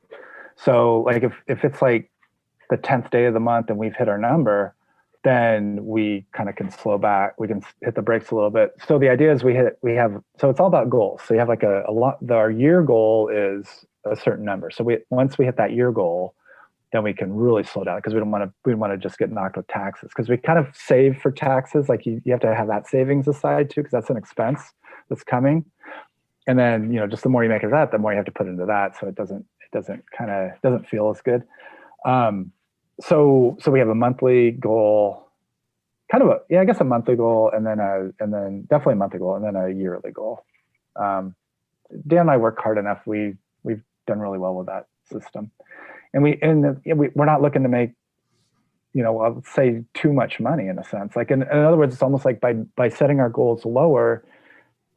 Like I don't want to make like $500,000 in a year. That would be crazy, because that would mean that I was either working my ass off and unhealthy, or I was charging way too much. So the idea is to pretty much make about what I made at IBM. That's kind of the idea. Just kind of keep going with this, and then saving is the idea. Yeah. We're not aspiring to, multimillionaire mansion and stuff like that. So, because we're happy, and I don't think changing things would necessarily make us happier. Right. Well, stuff doesn't make you happy, right? Yeah. Money buys convenience and that sort of thing, but it doesn't buy you happiness. So you strike me as somebody that's more of the minimalist mindset, which I think is great. And then not carrying any debt, which I think, a lot of people in this country are saddled with. Yeah. And in one thing that I'm trying to constantly drum into my kids' heads is that, if you have debt, you're enslaved to the system. But if you have zero debt, you have all the freedom in the world. You can do whatever you want. And it doesn't take that much money to be happy. As long as your basic needs are met, you're golden. Yeah. I mean, we're vegetarian, and Dan is a vegan. And so we buy like, 30 pounds of beans, and that's what we eat, beans and rice. I mean, we make our own food all the time. And I guess we're kind of that way. I don't know if you've read, but I was in the Peace Corps at one point too. So it's kind of that whole like minimalistic, seeing how the rest of the world lives. And we really have it awesome here. I mean, the fact that we're talking on this, devices, and it's magic. I mean, it's really, really a good time a lot of opportunity to we can make our own path in this country. Yeah. So very positive. It's a great attitude, man. Do you have any vices at all? What's a vice that you might have? Oh God. Outside of painting, which I know you're obsessed with. Yeah. My Xbox. Sometimes I play too much. Which I think is funny, because I would never imagine you, though you come from the tech side of things, I wouldn't have guessed you to be a gamer. Yeah, not a great gamer, but there's so many great things. Like I can now play pinball, because that was growing up. I had a hook, and I was always wear the hook, but you couldn't feel the flippers on the side of a pinball machine. So now everything, you play virtual or whatever electronic pinball on the computer, on the Xbox. I play that forever. So what I do is I'll be painting, and then as a layer is drying, I'll play some games or whatever. So that's definitely one. I think I'm very much in that like collecting mode of I just need it all the games. That's a vice. Every now and then I drink too much. That'd be a good one. I mean, who doesn't? But yeah, that's one I've definitely part of the third year plan, get that, tame that dragon. But yeah, that's really it. I mean, I don't do drugs. We have legalized weed here, but I don't do that. So I think we have mushrooms now you can do. So I don't do that. But I don't know. I mean, I don't know about advice with like substances either. Like Or guilty pleasure might be a different thing. There you go. Like, yeah. You know, that's like I like 10-year-old scotch, so I'll spend, not me personally, but as an example, like I'll spend $500 on a 10-year scotch or whatever. But yeah. What about music? Do you buy a lot of music? No, I listen to all my old stuff still. Like let's see, what was I? Do you still have cassette tapes? Oh yeah. Right more on, James, man. Right here. There you go. Yeah, so I'm starting to like turn a lot of them into digital because you can buy like a little, digitizer, but that takes a lot of work to, get all the tracks right and everything. But yeah, I still have all my music. I have I can't believe the little MP3 players you can play, buy now on Amazon for $20, and I can fit. So I have like Maximum Rock and Roll I mentioned earlier. That's the radio show. So I have a lot of those from like the 80s that they digitized, and I'll listen to old punk shows, and it's just it's a weird. It takes me to places, Yeah, absolutely. Sure. Cool. Do you always have music playing while you're painting? Do you listen to music? Not always. Sometimes, I mean, like I talk about business. Sometimes I'll have the business news on. Nowadays, seriously, yeah. Like if I'm warming up, but then usually towards the end of the day, I'll listen to music. But yeah, I don't want to miss any investment advice. You are an old man. Oh yeah, and it's great. It's so great. It's so great to make it to this age. I mean, there's so many times like we're sitting around on a Friday night. We're like, we don't have to go out. We can just stay in. Nobody's looking for us. It's cool. I like it. Nice. Yeah. Yeah. I think for artists, it's been hard in some ways, but I think I've said it before that I think artists are more adept at where we're at right now than a lot of other people. Like having to just stay home and create. Well, that's what we do or what people do anyway, right? As artists. Yeah. And so, and successful artists, we talked to our interview last week with a woman by the name of Arlette Lucero. I mean, same thing. Her husband and her, they're both artists, and, they just hang close at home like they normally would. And they're happy reading books and cooking their own food. And they're pretty frugal. And, it doesn't take a lot for them to be happy. Yeah. Yeah. And with the internet and, the way the mailing system works, you can really run a business these days where maybe 20 years ago you couldn't. And you could be selling anything. It's really awesome. Yeah, it is. Talk to me about insurance. I assume that you have health insurance, life insurance, that sort of thing. Yeah, not life insurance, but health insurance. I bought it way back when I went independent. Just ehealth.com, I think was the website I went to. And I had it ever since. So I didn't have to do Obamacare when that came out. So that's 400 some bucks, maybe more than that now. But yeah, so that's, we have health insurance with a high deductible, Yeah. But the idea is just to try to stay as healthy as possible. But yeah, that's really the only insurance. And then a condo insurance for this place. Yeah, that's really it, but no car insurance. Yeah. There's definitely some benefits of not owning a car: maintenance, gas, the car payment, insurance. Yeah. And if we ever need a car, we'll just rent one. So we have a cat now. So that means we don't take really long trips. The cat's getting a little on in age. So when the cat is gone, we plan to take more longer trips, probably rent a car for a week or two. Nice. Check out America. And nowadays they'll probably deliver it right to your door. Yeah, right. Rental car. Yeah. Or come and pick you up. Yeah. Yeah, you're right. We live in a great age with all that we have accessible to us. And like you said, being able to do everything online, getting out of the gallery system and not being, tethered to a gallery or somebody like that and doing it on your own independent, that seems to be the way to go for sure. Yeah. And I would think maybe some advice for people starting out would be to team up with like maybe a few other artists and create a website together. That way it'd be kind of like a gallery, but you would be able to keep 100% of your sales. So maybe you have like 3 or 4 artists that you're with, and you could advertise, like cross advertise each other. Cause that's, I guess, one of the advantages of the gallery is that people will see your work when they're seeing somebody else's work. They used to have those I guess they still have them, like art communities where everybody has a little studio and they paint and stuff. But people can just do that from their apartments now, and just do it all online. So I don't know. There's and so much like with Zoom virtual, like we could be having an open studio right now and showing paintings and have people check in and buy them and stuff. And there's just so many ideas out there. You could, What other advice would you give to people that are either already artists, but maybe they're struggling, or are, especially during this time, we hear a lot of people that have lost their jobs because they've worked in the service industry or what have you, are thinking about doing a whole different career and pivoting, and maybe they've always wanted to be an artist. Do you have any advice for those folks?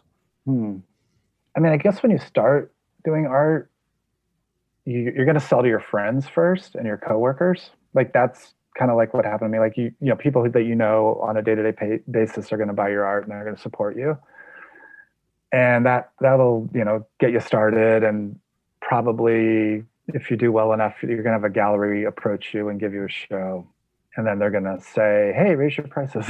First off, don't raise your prices. Well, it depends what you want to do, though. Like it really depends. Like, do you want to just kind of have a couple shows and be done with it, or do you want to live off the sales of your art? I mean, I can give the advice for living off the sales of your art.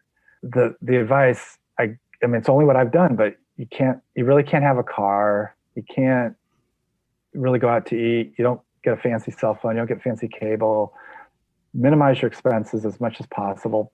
Try to get your debt down to zero if you can, or as close as you can, and try to own a place and pay a mortgage on it or whatever, and then try to pay off that mortgage as soon as possible, because it's in your advantage to pay off a mortgage rather than paying a bank to your mortgage. But and then just create your own little small world of your apartment, and that's where you paint, that's where you sleep. And I've been sleeping in a bunk bed since like 1993, I think, or so. So I'm 50 something, and I don't have a normal bed, like I climb up a ladder every night to go to bed. You got to make sacrifices, and you just, the mantra thing, do that. Like have your goal, stick with it, and don't, people are going to tell you you're wrong or whatever. You're going to hear that a lot, and you paint weird or whatever, or scary, you just got to kind of make up a lifestyle or a life or a reality that makes sense to you. And then eventually the world will adapt to you. It's kind of the way it's what's happened. I mean, it's kind of like if you let's say something happens to you and let's for example, you lose a leg, right? You have to adapt, right? You have to adapt because it's hard, or lose a hand or whatever. So it is like with this art lifestyle, you have to adapt to your reality. Maybe the reality is you are an artist, and you just now need to just create the work and create the paintings. Like you've always known you're an artist, and you're like, I just got to show everybody that I am. So maybe that's part of it. You just they have to adapt to see that you're, I don't know, or something like, but I don't know. The main thing is really money, and make sure that you don't overspend on silly things. That's good advice for anybody. Yeah. Advice. Be adaptable and authentic. Be true to yourself. Yeah, authentic. And if you are, getting influence from somebody or some other artist, make sure you give them credit. Like definitely people have painted like me or whatever, which is great. And some give credit, some don't, which that's fine. But as you develop your art, maybe right now think about what are some of the great things that gave you goosebumps growing up or before, like for me, it would be like a Bukowski or a song, or and focus on those things while you're painting, and think of that, like that goosebump feeling when you're creating your style and your lines and your colors, and definitely make mistakes. When people say they don't like your art, just say, I don't like it either. Like just kind of like, don't let anybody, they're going to try to poke you and push you and tell you you're bad or whatever. And then eventually, you're like, well, or they say, I kind of like this one. You go, $20. Or, like, just, don't be Picasso on day one. It's going to take you a while. Don't suffer too much, And just, it might take 50 years. So, but enjoy the ride. Yeah, no doubt. So it's kind of a contrast, because you're definitely a capitalist, like you said. You're thinking about it in a mature, responsible way at age 54. But at the other side of things, you go against the whole idea of the American, what it's the American ideal or dream or whatever, and that you're very much a minimalist. Have you always been pretty much a kind of a non-conformist type of person? Oh yeah. Yeah. That's probably the mantra too. I think you nailed it right there. Yeah. Like I would always wanted to be like the little outlier. I guess now it's called outsider art, but like an outlier, like be off that Gaussian distribution way over there.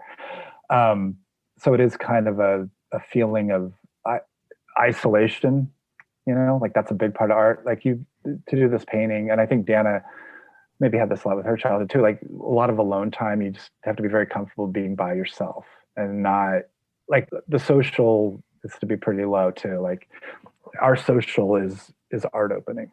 Like a lot of our social deals around art. Like if we're going to see friends, a lot of times we have pads of paper out and we're drawing in the bar while we're drinking with them because, that's going to pay for the beers. But it is like, I mean, it's just it's a counter. I mean, I talk about it. I'm not really necessarily giving advice because I'm not sure if you try what we did and it's not successful, if that will be healthy or not. So I'm like, I just don't want to I don't want people to be, like go the wrong direction with anything. But I like to hear where that mindset kind of comes from. And so that's where I was going with that question. And you were like that as a child as well, kind of non-conformist, do your own thing, don't really care what other people think, or? Yeah, no, I think I've always cared what people thought, but I didn't necessarily want to do what they wanted to do. I don't know. Like growing up, I was fascinated with computers and had an Apple II, computer that I taught myself Pascal programming. And like, I just spent a lot of time by myself, a lot of time, repetition. So I think that maybe led to this art lifestyle because it is all about repetition. It's a lot of the same stuff. And I mean, I got along well. Like in college, I don't know if this was because I was sociable or not, but I was homecoming king one year in college, because I wanted to be. I ran for it. I put up flyers all over college, and I was in a fraternity. Like there is this like part of me that always wanted to be like everybody else, or not like everybody else, but like actually looked up to by everybody else. And I think that's part of it. Like it is not so much being a anti-conformist or an outsider, but it's about being different, And I think being different is what we worship, or not worship, but what we look up to in this country in a weird way. And I think being different but being healthy is a fantastic thing if you can get it. And maybe that's what I'm trying to do. Yeah. Yeah. I guess that's it. Yeah. Thank you. This has been a good therapy session for me. but I think it is like exactly what I think. I just want to be like, oh, that's Matt. Yeah. He's that painter guy, or that's Matt. That's that poet. He's kind of like Bukowski, but not quite so crazy. Or he's like Basquiat, but not quite so crazy. That'd be nice. One of those things. Nice. I'll take either one. You bet. Yeah. You mentioned something really interesting, that you had joined the Peace Corps. When did you do that, and what brought that on? That was when I was living in California, Silicon Valley. I was working at Netscape at the time. It was in 1998, I think. And it's my first wife. So I had always wanted to join the Peace Corps because I thought it would be really neat to, help others and do something really intense and really different to challenge myself. Because at the time I was working in the computer field. And so I got accepted by the Peace Corps, and my girlfriend at the time, she wanted to go too all of a sudden. So we're like, we can't go together unless we get married. So we got married, and then she got to go to the Peace Corps with me. We went together. So it's really, I would not recommend doing as a newly married couple. It is very stressful. It's very hard work. So I went to the Solomon Islands and made it for, I think, about 7 months. She went back. She left me there after 5 months. And I stayed on that little island teaching school by myself. And it was tough. So they evacuated everybody about a month after I left because there was like some civil strife. So I left, and then that's a slight regret of mine. Is that it's an actual regret? Did you not learn very much from in that experience, or was it just? No, I learned a lot. The thing that I regret, slightly. I don't regret all of it at all. Actually, I'm so glad I did it. But it is the idea was that I needed to go home and be with my wife and support her rather than live by myself on an island in the Peace Corps. Because she was like, I'm done with this. I can't do it. It's crazy. It's too hard. I was like, I want to stay. This is, I want to do it. It's my dream. And I was teaching, and then she wrote me, and you could do two-way ham radio at the time. And she wanted me to come home. And I was like, all right, I got to do that because that's what you do, right? If you're a husband and committed. So I did. And the marriage ended about 2 months after I got back. And so, you can't regret too much. But I was really glad I did the Peace Corps. And actually, I would recommend it highly to anyone who wants a good foundation for some great stories for their art. If you're a single person out of college, because I think you have to have a college degree still, but do that or do AmeriCorps, do some nice volunteer work. That you are helping others, but as they always say, you're also helping yourself. It does a lot for you as well. But yeah, I'm a big advocate of the Peace Corps. I think it's a great organization. So. But you suggest being maybe a little bit older, where you kind of know who you are as a person before you make that jump, do you think? No, I think doing it young is great. And I think doing it by yourself. I think going as a single volunteer is what I would advise. Right? I mean, unless you've been married for a long time and you've, dealt with each other's things, because it's really hard when you're a couple, because there's a lot of stress. But as a single volunteer, what I saw, at least from the other single volunteers, was they were a lot of times paired up with volunteers from other countries, because they have other like Peace Corps like organizations from like Australia or England. I don't know if England was, but I know there was Australia volunteers, and they were just cool people having a great time and doing a lot of good. So, and you're in the Solomon Islands. The style is. It was a fascinating time. Yeah. And I painted while I was there too. So all those paintings I think I might have a few left, but I think those are all sold as well out there. I think service is always good. And, a lot of people, when they think of service, they think of being in the military, but, Peace Corps, AmeriCorps, all those are great ways to serve your country and serve the world in general. So, yeah. I think that really helps build you, character and all of it. Would I do it now? I don't think I wouldn't do it now with my wife, because it would just, I could do it. It'd be too hard. Yeah. So, but it's definitely helped me a lot with my minimalist life. What is rich? What is poor? What is having and not having? It's, want versus need. Yeah. You did a series, and I think if I read it correctly, your wife also participated in this, but talk about the 31 Days in July series that you guys did. That's one of our proudest achievements. Probably is more than like any show or anything. Was when we first started dating, my wife, she's already an artist as well. And she wanted, like we painted together and stuff. And we were just start off dating, and I was kind of like going, because I'd already had a lot of shows and whatever. I was doing pretty well already. And she was like, oh yeah, let's, do some painting project or whatever. And I was like, all right. So I came up with an idea that in July, we would do one painting every day based on the news, like the top story of the news that morning. So we started this, I think it was 2002 or 2003, kind of after the troops were sent to Afghanistan. So what we did in July, we would wake up, get the Washington Post, and do a painting based on one of the headlines on the front page. So you had to do a painting, whatever, on the story. And I was like, she'll never be able to do this or whatever, because I was already like crazy prolific and everything.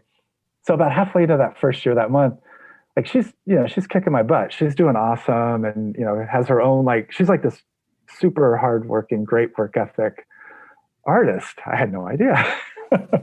Very smart too. And so she's doing great work. And so we did what it's called 31 Days in July.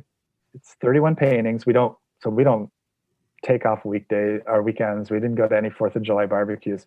We did that thing for 10 years. So for 10 years, every July we would do 31 paintings. And I did, all of mine were 30 by 40 inch. And so there's 310 of them out there. I don't have any of those left.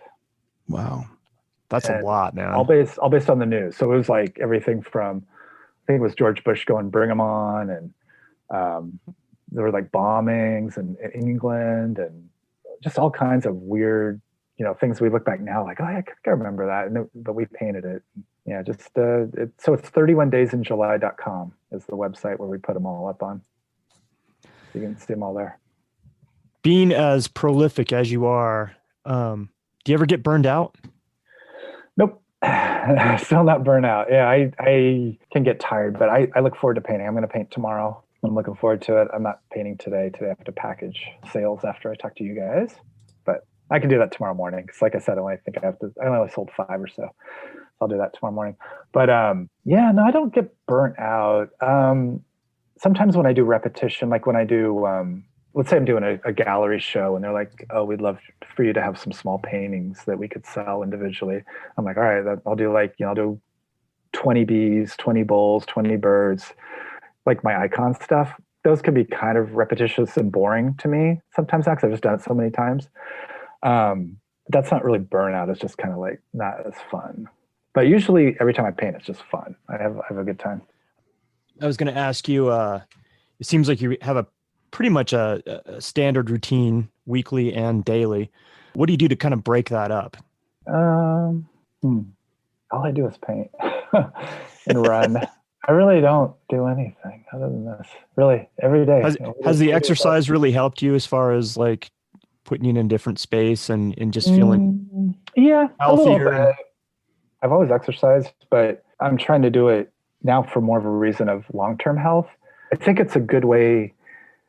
I don't know. Like I don't think it gets in the way, but it takes more time now because I'm running further, and I get tired, get a little sleepy. I mean, we pretty much go to bed at 8 o'clock or 9 o'clock every night. Get up at 6 a.m. We're pretty boring artists. But when we sit in front of the canvas, we let it pour. So, yeah, I think that the running is just kind of it's taken place of, what did I used to do when I didn't run? I guess website updates or something. I don't know. It's always business pretty much. We don't really do anything but paint or do paint related things. I mean, occasionally we'll visit our family. Like we Zoom called on Thanksgiving. So anything that's out of our regular paint schedule just throws us completely off. Yeah, all we do is paint.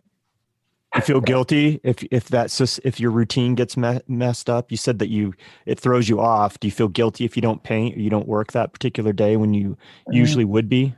No, usually just double down the next day is what you would do, or incorporate some other event with people, but turn it into a painting event, like a drink and draw. That's one thing we do a lot of. Like, so when the bars were open, we would go to bars and sit down with pads of paper and have a bunch of beers and do little sketches and then sell those for like 30 or 40 bucks online.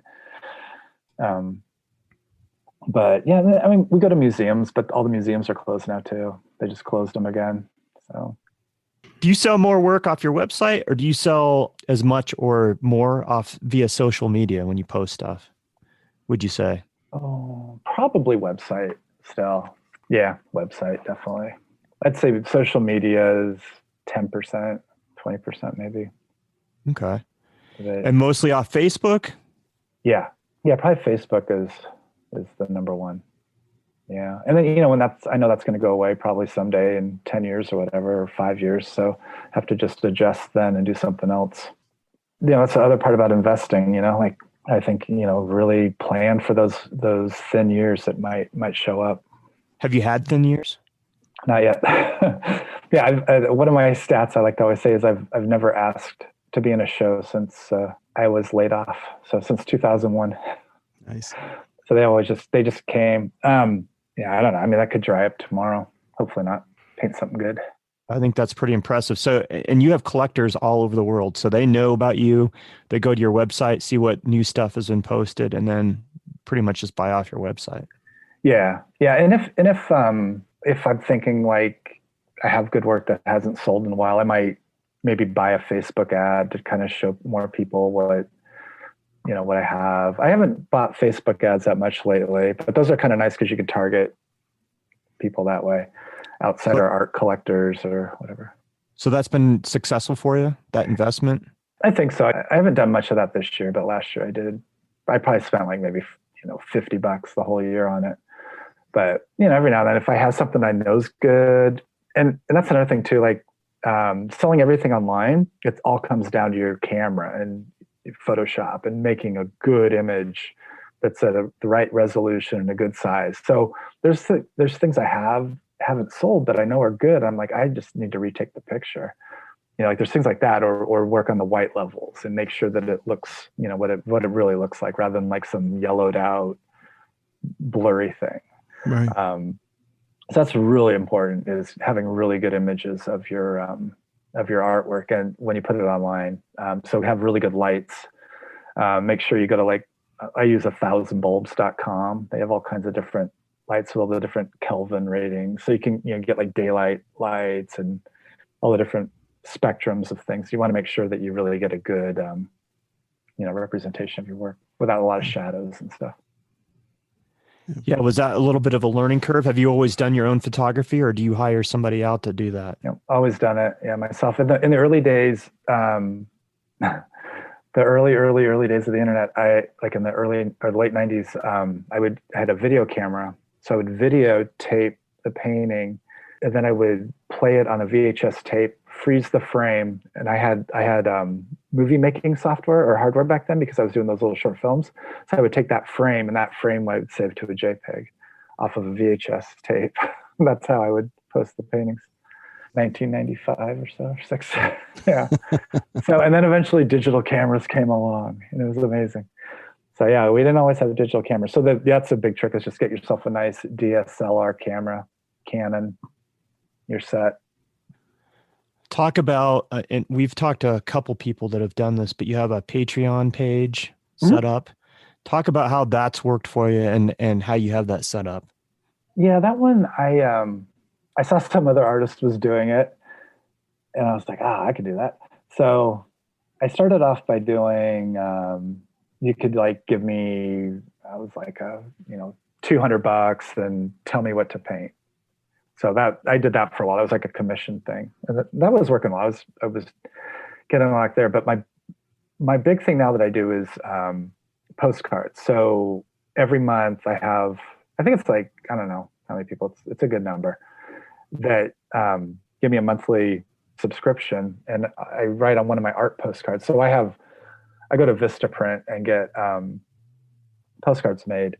And they do a great job if you have good images. And so I do an original drawing on the back of these postcards that are blank, or maybe have a little bit of my info on them, and I mail that to their home address. So they get an original Matt Sesow little drawing that's representative of the month usually. So Thanksgiving. So this month everybody got a turkey drawing and a little COVID ball in the corner. So I have a bunch of people who do that. They just get a postcard in the mail every month for me. And then I have other people who I just select one of my paintings and send it to them for $75. So they just get a random painting from me. So that's awesome. Like doing that. And then other ones I've had, the other big one was people, which I stopped doing it because what happened was I was doing commissions for people. They would for 100, I was like $200 or so, they would get to request 11 by 14 piece of paper, and I would paint whatever they wanted on it. I thought that was a good idea. But eventually what people were asking were like, I would never paint that. I want, a Pokemon or something. I'm like, ugh. So it became it started to not really be what I would normally. So I eventually, once the last person was done with it, I stopped doing that one. But now the way I do commissions, which I've always done it this way, is what someone will do is they'll say, hey, I want a painting of, my dog or whatever. And so what I do is I say, here's what I charge for these different sizes of paintings. I go, you let me know what you want me to try. So what I do is I say, I'll try it. I try to do the painting for you. If you like it, you get first dibs. But if you don't like it, I'll just sell it to somebody else. So the whole idea is that I'm going to paint it the way I want to paint it. And then that way I'm not doing some kind of the eyes are wrong, or he needs to look like, I'm not going to play that game, because to me, I want it to be fun. I don't want to so it's going to be my style of painting. How much does that generate income, if I can ask, a month? Is that worth your while?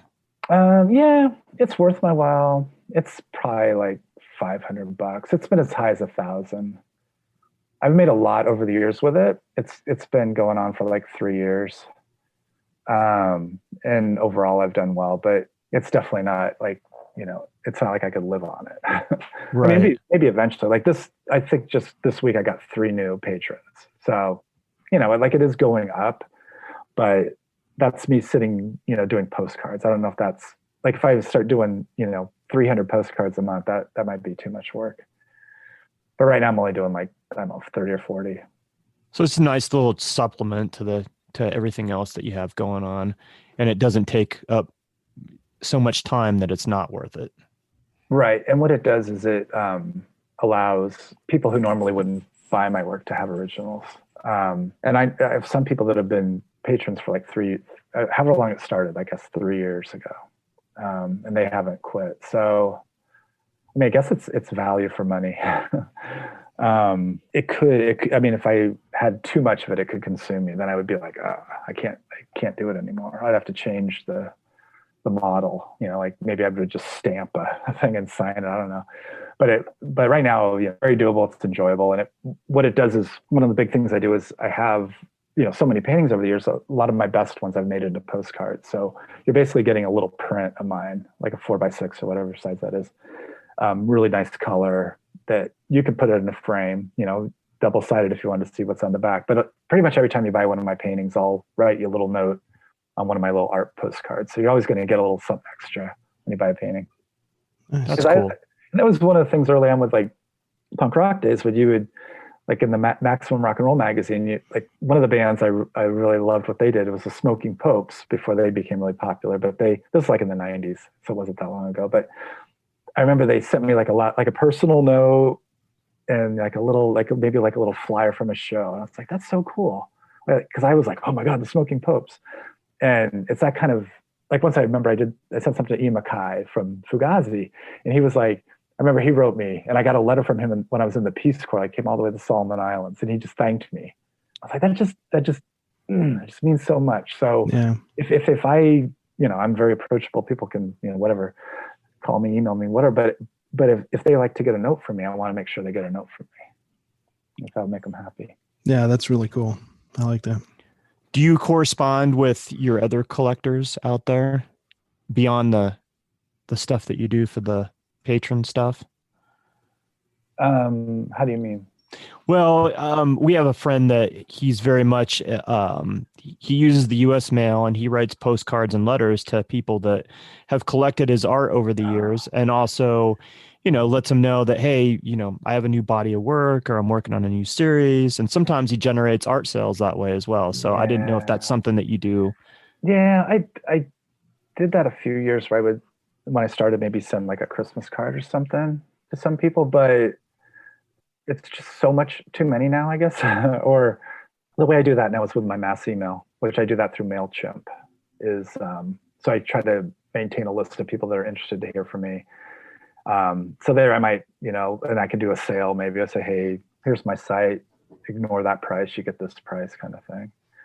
But as far as personal, yeah, I mean, I answer every email, as long as it doesn't go to my wrong folder. Yeah, I answer everything. And for these original pieces, do you send a little note with those as well that you ship out? Yep. Everything, most of the original pieces, I have a stamp on the back with my information, and then I'll write a note. If it's thick enough paper or canvas, I'll write a personal note to the person that bought it on the back of the painting. And that kind of authenticates it, I guess, hopefully. Yeah, that's cool. Yeah, and I do have one person who actually, he buys a lot of my work, and he doesn't want me to do that because I think he's going to resell them. So that's his prerogative. That's the other thing. Like, that's, people always ask me, like, if like, for example, I see my work on eBay sometimes you'll see a little one for like $800 or some crazy amount. I'm like, good luck. I don't think they ever get it, but maybe they will. But I always, like, if you want to resell you buy my work for 40, you want to try to sell for 80, go for it. I'm happy for you, because I'm happy. You've already made your money, and you don't. Yeah. It's no big deal. whether that person enjoyed it and decide they spent the time that they wanted with it and resells it, or if they look at it as an investment, you don't have a problem with that? Not at all. Yeah. You can sell my work for whatever you can get it for. I saw one of my VHS tapes of my old videos on eBay selling for, it started off at $800. It's like a little VHS cassette that I'd made in Rhode Island. And it's still on eBay. You can probably see it. Now it's now $399. Yeah, exactly. It's down. I was like, oh. I mean, I shouldn't say this, but I would, if somebody just wrote me nicely, I could probably send you a DVD of all those films. But who has a DVD player anymore? So who knows? Right. And there was another guy on there because I'd seen a post of yours, I don't know, maybe a month ago or something. And you said, hey, there was this person, they were selling some stuff on eBay of mine. And so I just thought it was interesting because there's, we've talked about eBay a little bit in other podcasts, but so I went on there just to see what was on there. And there was a guy selling one of your smalls for like $395. So I just watched it. I was just kind of curious. I'm like, you could get original right off Matt's website for $50 or $35 or whatever. I'm always curious where the market is and what's going on in people's minds. And I think eBay sometimes is a good representation. Like when the economy, goes south, or Craigslist, you start seeing people unload expensive stuff. And one guy told me, I was doing an event one time for this insurance agency. And this was during the recession of 2007 or whatever. And he said to me, he's like, it's really important to have money saved up for when the economy could go south, and not just so that you could have money saved to get through it. He's like, that's when you can get good deals on stuff. Yeah. That's when you will find people are willing to part with expensive items. And if you are sitting on cash, you can go and turn a profit. You can buy those things and turn a profit. Yeah. That's what happened to my grandfather during the Great Depression. He lost his house. Yeah. And it was it's a historical landmark in Vermont. So. Oh, wow. Yeah. He came from Russia and built this huge log cabin, massive house. And, then the economy or the depression happens. He loses that, I guess, to the bank. So that's why you pay off your mortgages. And now they rebuilt it a lot, but it's called Johnny Seesaw's, and it's in Vermont, and it's a really, really nice place. It's like these really smart people bought it and redid the whole thing. So I was telling my mom a couple of days ago, I go, I think they're making my grandfather look really good. So it was cool. Yeah. So anyway, that guy that was selling the small yesterday for $395, I get an email today saying that he's willing to bargain at $300. What do you think? I don't know. I think I've seen that one. It's a cicada, isn't it? Yeah. Before I moved in here, that was when we were having the cicadas all through DC, and there's everywhere were cicadas, and I brought a couple in and let our cats, chase them around. And I did a cicada series. So I thought it was pretty cool. Yeah. It's been I don't know if I'd go 300. You could commission me probably to do one of a cicada, and I would not charge 300. You just asked me to do a cicada, I'll do a cicada.